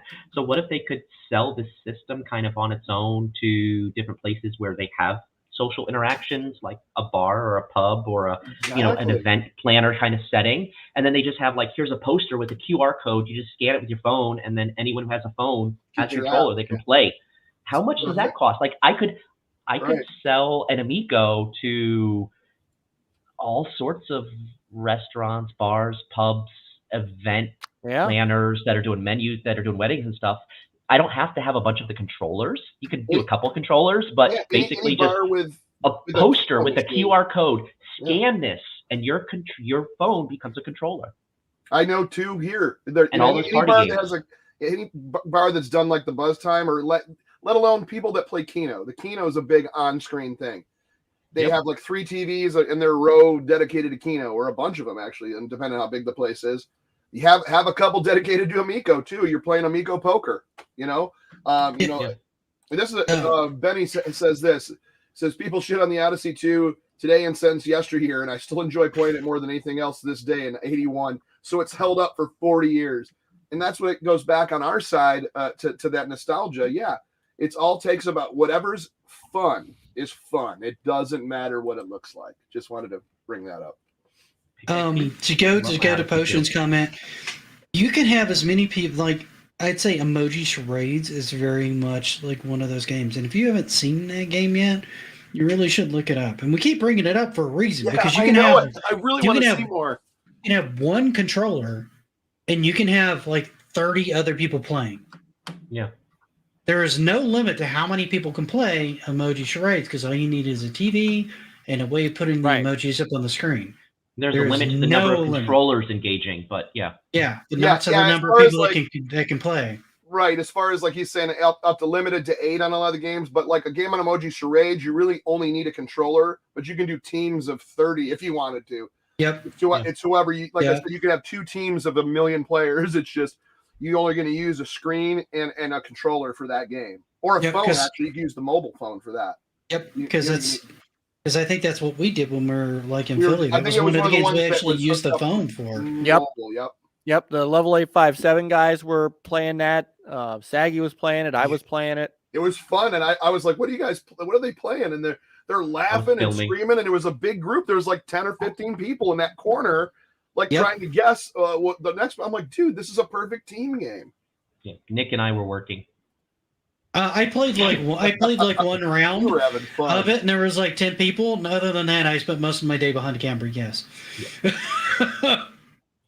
Side goes, I thought it was the party console because I would stay out all night, never call, and stroll in at 5 a.m. We get to fight, end up apologies, and then order DoorDash breakfast. Sounds like a good evening, actually. Epic. Or go to Denny's. Nothing wrong with that. Denny's. Oh my God. Nothing wrong with Denny's. I had a lot of Denny's back in the 90s. I'll tell you that. Like I did too. My days of doing concerts and shows and what's open late night. Denny's. Over my hammy. Technically, Dusty, you could use the Intellivision app on your tablet. Yes, you can. It's just an application. Yeah. There are certain phones, like older versions that aren't updated. It won't work on. But I mean, that would be fun. For the bars, like you're saying, have them have like 4 or 5 to 8 tablets just charging and pass those out. So it's for a bar, it's bigger than having, just that's another option. Perfect. It already has the app on it, Yep. Yeah. I would be interested to see what a tablet. I mean, I've got a few of them here. I'm interested now to see. Good night, Jim. I could install. Yeah, we could try installing the Intellivision and play, like, say the Moon Patrol demo on it or something like that, and see how it reacts. Yeah, it should load up fine. I don't know. I imagine it'll scale the resolution because I think I think the Apple software itself does all that. Controllers are what, 69, just like any other controller.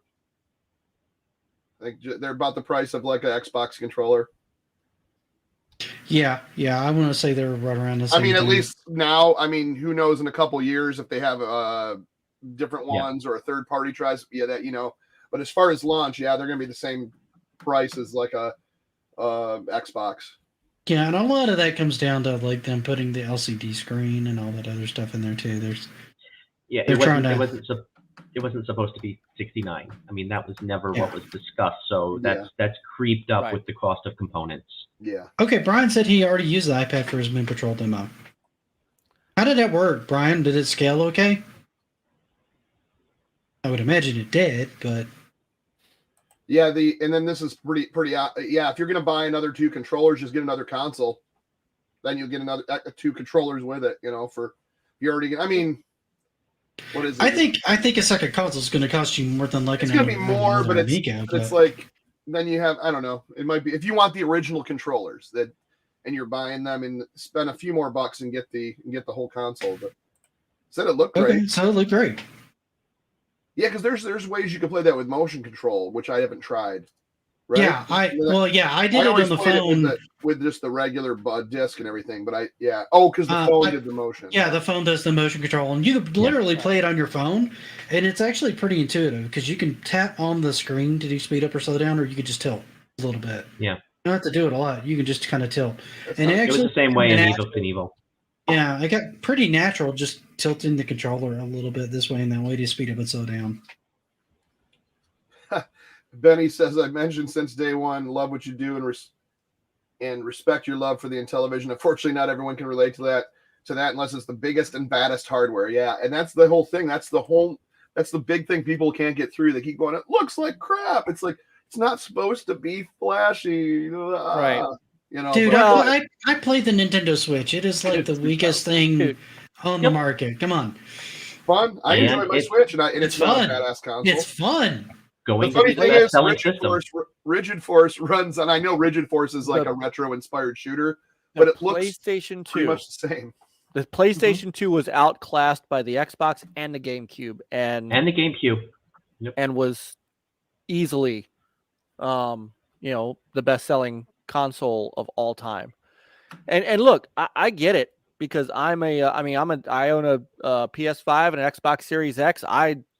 Trust me, I love my big set piece games. I love that kind of stuff. Halo Infinite, all that stuff. Forza Horizon, big into those games.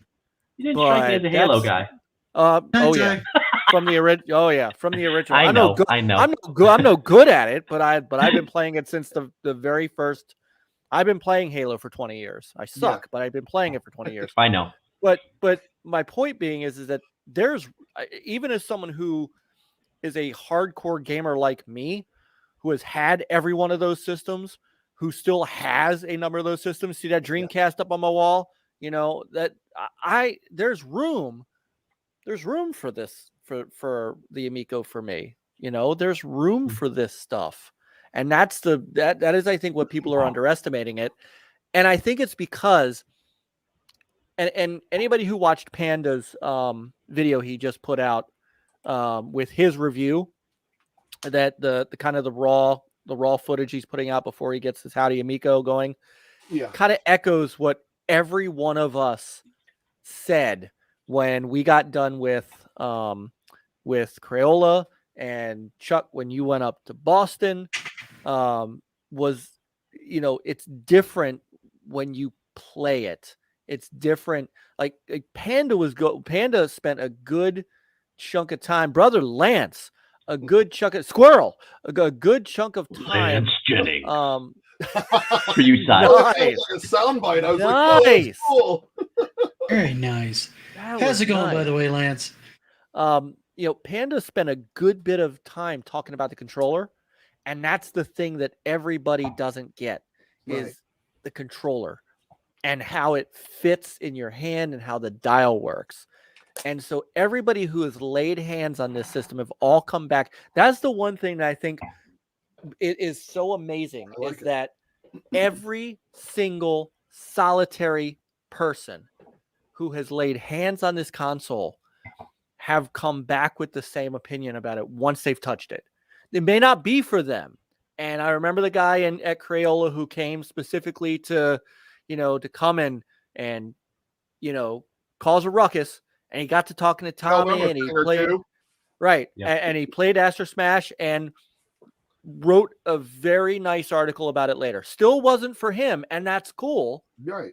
But was, and look, some dude came back from Boston and made like a 30-second video that just said, I'm sorry. Yeah. I played it. It's not as bad as I thought.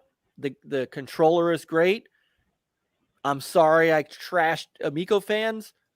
Just play it for yourself. Here's the other thing. Go ahead, finish. No, I was just going to say, and if you play it and you don't like it, that's okay. Yeah. Not everybody likes it. I don't like the Switch. I've played it, except for that Mario Kart. How can you not like the Switch? You're so stupid. You need to kick him off the show. I'm telling you. I know, but that's okay. I love the Switch too, man. If you don't like something, it's okay. Anyway, Nick, to you. Well, the other thing I think that people never really think about, and you don't get it until you've been there and you've experienced it, is there's something about the way the console lights up and the way everything sounds. Like when you've got 2 or 3 of those things going on and you've got the lights going on, like you're going to get a lot of nostalgia vibes just from the sound and the light of like being back in an arcade, like an actual arcade. Because everything in this, anybody who played in an actual arcade as a kid is going to get a lot of nostalgic vibes out of this just from those 2 things alone. Because it's going to feel like it's pulling you back into those old arcade days. Now, new kids aren't going to have that same thing, but it's going to have that same kind of like mental dopamine of like when you first walk into an arcade and you're like, oh, I've got all these options and there's all this noise and all these lights, and this is going to be great, right? It's that kind of anticipation, and it hits those notes. Like the Tron machine. Yeah, it hits those notes, dude. Yeah. I think everybody undersells that, but it's a much bigger deal than I think anybody realizes. It is very unique, and it's different than anything out there, and I think that's also why I like it. I was cemented since the name Intellivision and the reimagined stuff. Beyond that, I'm really starting to like the other stuff now too. And one of the things that's out there, I think, that's worth mentioning is it's a lot of quick fixes. I mean, I know some of you might look at some of these games and think like, yeah, cornhole, whatever. I don't care. Pool, I can get pool somewhere else. Yeah. I think every game I've played on Intellivision Amico today, and so far I've played probably about 18, 19 games in multiple settings. They're all competently done. There's a lot baked into those games. There's a lot of features and stuff that you can work for. Some of them don't feel like the best I'd want for that particular genre. Maybe I would do something different if I had, some time with a game designer to say, like, do this instead. But they feel really good. They play really good. They don't feel cheap. It doesn't feel like I got something, like I took a risk on the mobile app store and I got burned with a crap kind of, flipped asset game that just was thrown together. They feel like they've had a good amount of work and effort put into them. They feel very competently made. They feel very satisfying. And they also feel like a game I could play for 10 minutes and then move on to something else. And that other thing that I move on to, I can enjoy for 10 minutes or 5 minutes, and then move on to something else and I can enjoy for 10 minutes or 20 minutes. And I don't feel like, okay, I've played Battle Tanks, I'm never going to go back to Battle Tanks. There's enough there to go back to, and there's enough interesting things to kind of revisit. It doesn't leave me like, okay, I've done that, I've moved on, I don't ever want to play Evel Knievel again. Like, I'm looking forward to playing those games again. They have enough there. They're of good enough quality that I want to go back to them. They're obviously not the tier games that we're used to seeing on PlayStation or Switch or Xbox, and that's fine. They are good for what they are, and they're just enough to give me like a taste that, like, yeah, that's good, that's fun, that's interesting, I like this dynamic, I like what I was doing there, I'm going to go back to it. And I think that's going to be something that is going to hit people. And it also hits a sweet price point where if you bought it and it's not exactly what you wanted, you can go, well, I only spent like $10 or less on it, right? Or right. $6. Well, yeah, $6. Like, they think, and that's another thing that people keep saying, well, I wouldn't spend $20 on these games. Well, these games aren't $20. They're only. A lot of these are less than 10. We keep saying 10 because that's going to be like about the ceiling of a lot of these games. The more premier, the Night Stalkers, the Cloudy Mountains. Those are the deep dives, and that's the thing is like, that's a perfect example because people are like $250 for this console. Yeah, you're $250. You're getting some amazing pack-ins. Like Astro Smash is a fairly nice game for a pack-in. And then you're getting all the party and the trivia and the kid and stuff like that. The Shark, which is a great game. It's a beautiful looking game. But this console, the big games, you're going to pay like $10, and you're going to like the in-depth games like the Night Stalker and Cloudy Mountain, when these are games that are long and in-depth, like those, to me, that's what you're buying this console for. You just happen to be getting some pretty badass pack-ins in that same time, Yeah, and the fact that you're actually getting things like Shark and Astro Smash in there, which they could easily put up for $10 and people would buy them, and you're just getting them for free. Yeah. I'd pay $10 for Astro Smash easily. Yeah. I mean, I'd probably pay $5 for Shark. I mean, let's be fair. Shark's not pack-ins, but though. That's why you're getting them. You're getting them as a pack-in, and I think that's huge. I've got younger kids, so $8, $9 for those is fine. I wouldn't think twice about $10 for a Shark. But I don't think it is for a general audience would want it like, ooh, $10. I mean, $5 they bite. You know what though? I saw more people. I saw people that were like 50 plus sitting there playing Shark, and they were having the best time of their life. Sure. Yep. Like I watched person after person after person walk up and just go, oh, well, this is going to be something stupid that I'll play for. And then they're just like sucked into it somehow. Like I didn't play that once. I didn't quite get it, but I mean, it was shockingly grabbing way more people than I thought it was going to. I did not think that game would have the draw it did. And Simple games I was click. absolutely wrong. Happy to be it. $30 for Earthworm Jim. Hey, I think we'd all spend $30. I'm glad you pulled that comment, because that's always been a question of mine. Was by the time Earthworm Jim comes around, and the original team is building it, and it's supposed to be back to the original type of Earthworm Jim, how much are they really going to sell that for? I don't know. I think you could $14. easily sell that one for 20 plus. I think depends on how big it is. No. I think Tommy in 3 years of interviews, Tommy has always he's changed some things. Okay, he hasn't stayed consistent on everything. Gives you guys that soundbite. He's always stayed consistent on wanting to convey value and trust, and I think the trust that these are affordable games, he's not going to want to throw in a $20, $30 digital game in there. I mean, that's basically what, Switch and Sony and Xbox would give a game after a year, or something on sale. I mean, you don't, once you do one, you kind of break the dam. And then, okay, so you did that from Jim. What are you going to do next? That's going to be a big one at $20. And then you start putting $20 games on this system, and it's not quite what it was intended to be. So I think, if it's $14, $15, that's one thing. If it's $20, $25, I think that's kind of defeating the premise they had for like everything's affordable, everything is inexpensive, approachable. Yeah. You don't have to. It's not going to hurt you to try this game. I'm just thinking with the dev time they might put in now. And by the way, if they do an Earthworm Jim, and it could be a loss leader, and it's designed like it's got Earthworm Jim on it or some of the characters on it, I'd buy another one. I'd buy another one. I just wonder what, I just wonder what they're gonna sell it for, because Nick, you kind of hit where I was headed with that. Maybe that's I mean, there's going to be a lot of development dollars in there.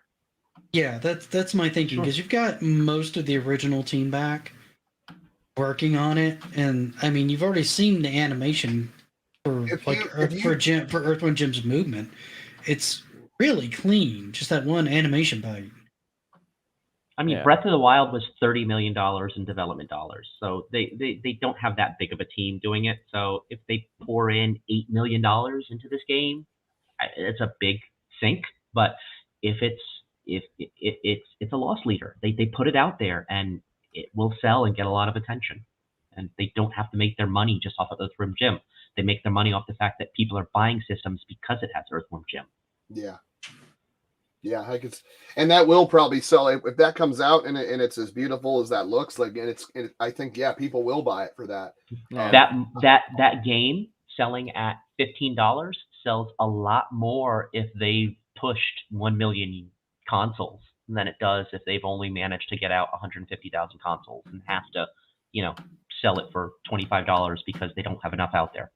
Yeah, so on two of these points, do you think Earthworm Jim will suffer due and be cheaper in price? If I know Tommy and he has a lot of love for that series, I don't think he'll want it to. I think they're going to do the absolute best they can. Is it going to live up to the nostalgic memories that everybody's thrown up? Well, that thrown up in their head for other games, I don't know. Yeah. I think it'll be a solid entry in the series. And as far as why invest so much time in a game if they're not going to make much profit on it, why build a console that you could probably, if you tried to sell it, make a profit of it, would be $1,000 for $500 because you want the console in people's homes. And labor of love. Yeah. Not only they do it anyway. Well, it's a console they want it in the home, and they know they're going to make more money off other games. So. Right. You put that investment out there, just like Microsoft always takes a bloodbath on their consoles, just like Sony takes a bloodbath on their consoles. And they can afford it being a giant company. And they can afford it for one, and they know they're going to make that back in software sales, like extra controllers and accessories and this and the other. They know they're going to make that money back, right? That's the way the business model has been for a long time. In business, you cannot profit off of everything. So you got to give away something through your marketing. Take a loss somewhere to make a profit elsewhere. But I understand the question about suffering due to being cheap in price. It depends on how much development money they have to put into the game. I actually get that question, and it's a fair question. Oh no, I totally get the question. I'm not arguing the question. I just think. Yeah. I know you're not. I'm just saying. I think don't invest. I think it goes back to his other point of why invest so much time in a game if you're not going to make profit on it, because it will bring more people in. Yeah. So you'll invest the extra money and still charge a lower price for it, just because people will see how good that game looks and goes, "Oh my God, that's only that much." Oh well, I'm totally going to get this console for that now, and then they're going to pick up other games. I think a litmus test for this may be Finnegan Fox, because Finnegan Fox is a similar style game, platformer. How long is that game going to be? How many levels does Finnegan Fox have? Because Earthworm Jim, of course, was stages like that, and so I think I think if Finnegan Fox does well, then you could see them. You can see them. I think that's going to be a good test of that thought. And I know you weren't arguing that point. I was just saying I understand. I understand the question, and I can't help but think the same thing. It's not Astro Smash. It's not one of those kind of games. It's literally a platformer that back in the Genesis days was not a small game in any way, shape, or form. No, but I think given the technology today, you could do a game in a similar style and scope, and it would be so much cheaper to develop now. Yep, I can believe that. Yeah, so many tools and I would love to see like a collector's edition with like an Earthworm Jim toy, like a little cell shade from the clip from one of the cartoons, or something special in the box. Some artwork, a soundtrack, an extra level. I don't know, just something, and put that all in a. I would do $30 on that, or $40 on that, to have a nice giant like booklet with a bunch of collectibles and the game on my shelf. So there's hardcore Earthworm Jim fans that just I feel like that's totally an option. A little flat panel Earthworm farm. Yeah, I feel like stuff like that is kind of an option, because that's going to be more for the collector, right? Yeah, it's not like somebody goes, "Oh, look, well, they broke their price point." Well, no, not really.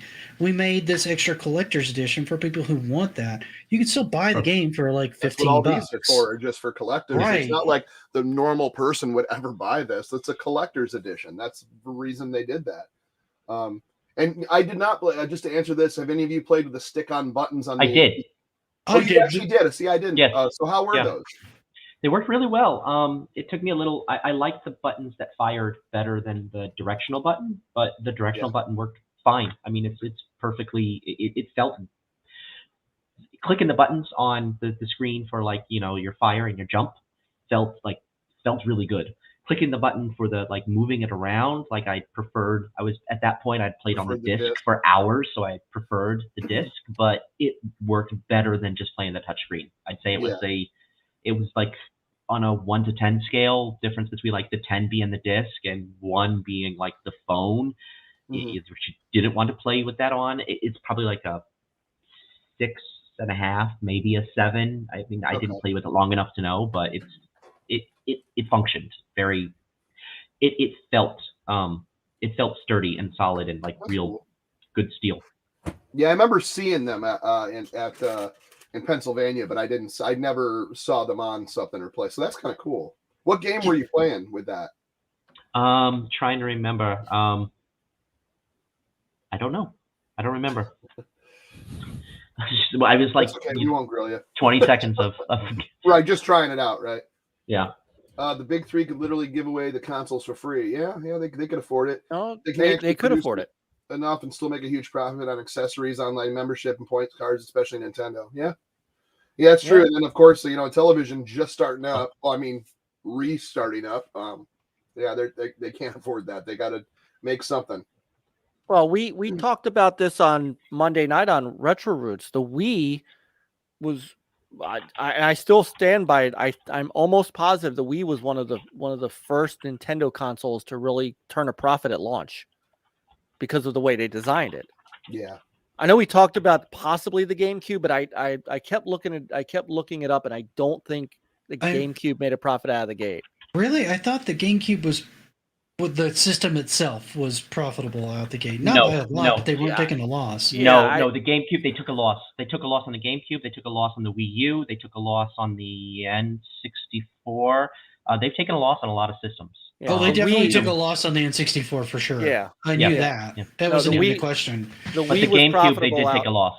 Yeah, the Wii was profitable out of the gate. Yeah. Well, the Wii was basically a GameCube with motion controls, and the technology had gotten so cheap that the only thing that they were really, and honestly, the motion controls were kind of in the works for the GameCube controller. I've seen specs where part of the GameCube controller would separate, and you could use it like a Wiimote if you wanted to, but they never implemented it, and then it popped up in the Wii in their very next console. So it was kind of an idea that they sort of had kicking around, but they weren't really pushing it then. And I'm glad they didn't, because that GameCube controller is like, wow, I love that controller. I think it's beautiful. It just fits in your hand so nicely. Probably one of the most comfortable controllers I've ever held. It doesn't have all the features I would like, but it's super comfortable to hold. Well, guys, I'm going to call it. Time of death, 2 hours and 1 second. We are going to kill the stream. I want to thank everyone in chat. Thank you so much. I'd like to thank the haters at the beginning of the chat for spamming it. I really appreciate that as well. I think that's funny as hell. But I will see you next week, because we're about to see the next deep dive, which I believe is Missile Command. So we'll be talking about that. I want to get into that cat game, get some screenshots from that, and talk about Senor Meow. Your Meow. Make sure you do subscribe to Geeks with Cash, the original Next Level Gaming, and the Retro Advisory Board. We were supposed to have a couple other guests, which was Retro Bro and Saggy Melons, but I don't know what happened. I'll have to check Discord. Please don't subscribe to me. Do not subscribe to DJC Game Studios, or go to djcgamestudios.com to buy the Intellivision music album. You do not want to do that, but check it out anyways. You might be surprised. Nick, what you got going on coming up on your channel? I don't know if I've got anything the rest of the week. I'm going to be working on like a controller review. I'm going to try to get back into the Can I Learn series. I kind of want to start doing some stuff on the Wii and stuff like that. Because I think it's kind of underrepresented as a console these days. I don't feel like it's quite as bad as everybody makes it out to be.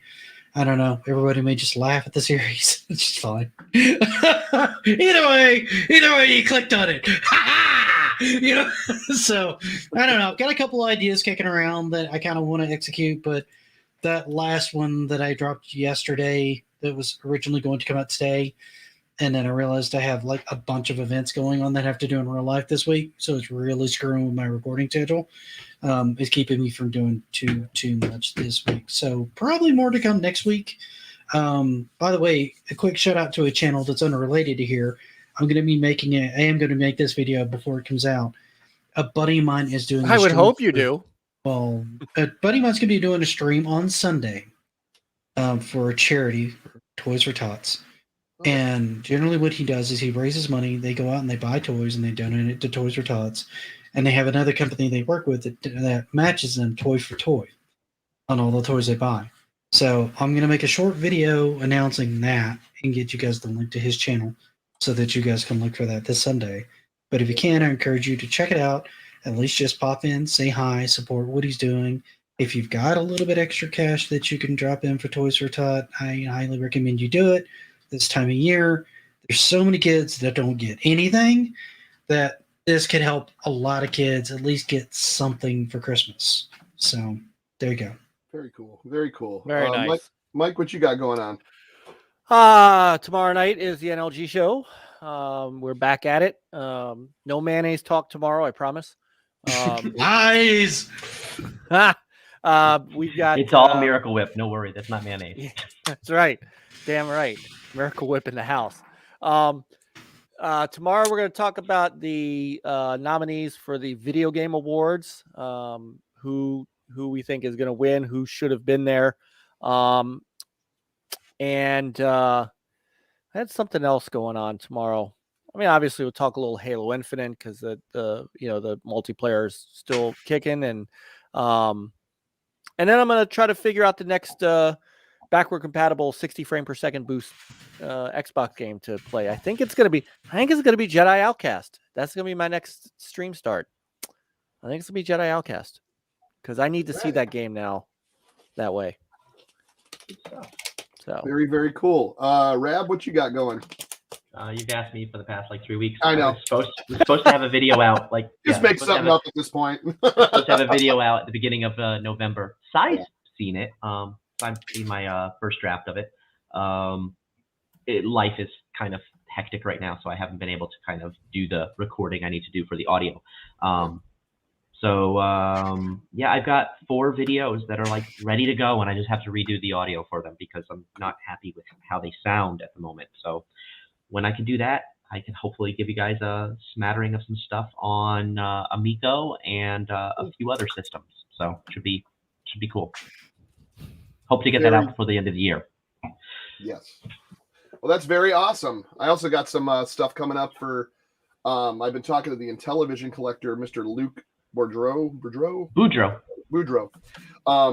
We had emailing back and forth. There's some. I kind of gave him a list of what I need to complete my 125, and also, kind of some homebrews that I'm interested in, like Wizard of War for Intellivision, with the IntelliVoice.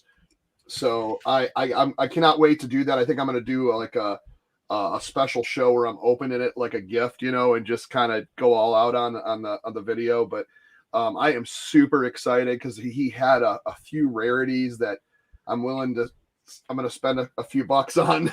But I tell you what, if you ever want to collect some original Intellivision games or a good place to get homebrews, the intellivisioncollector.com. It's awesome.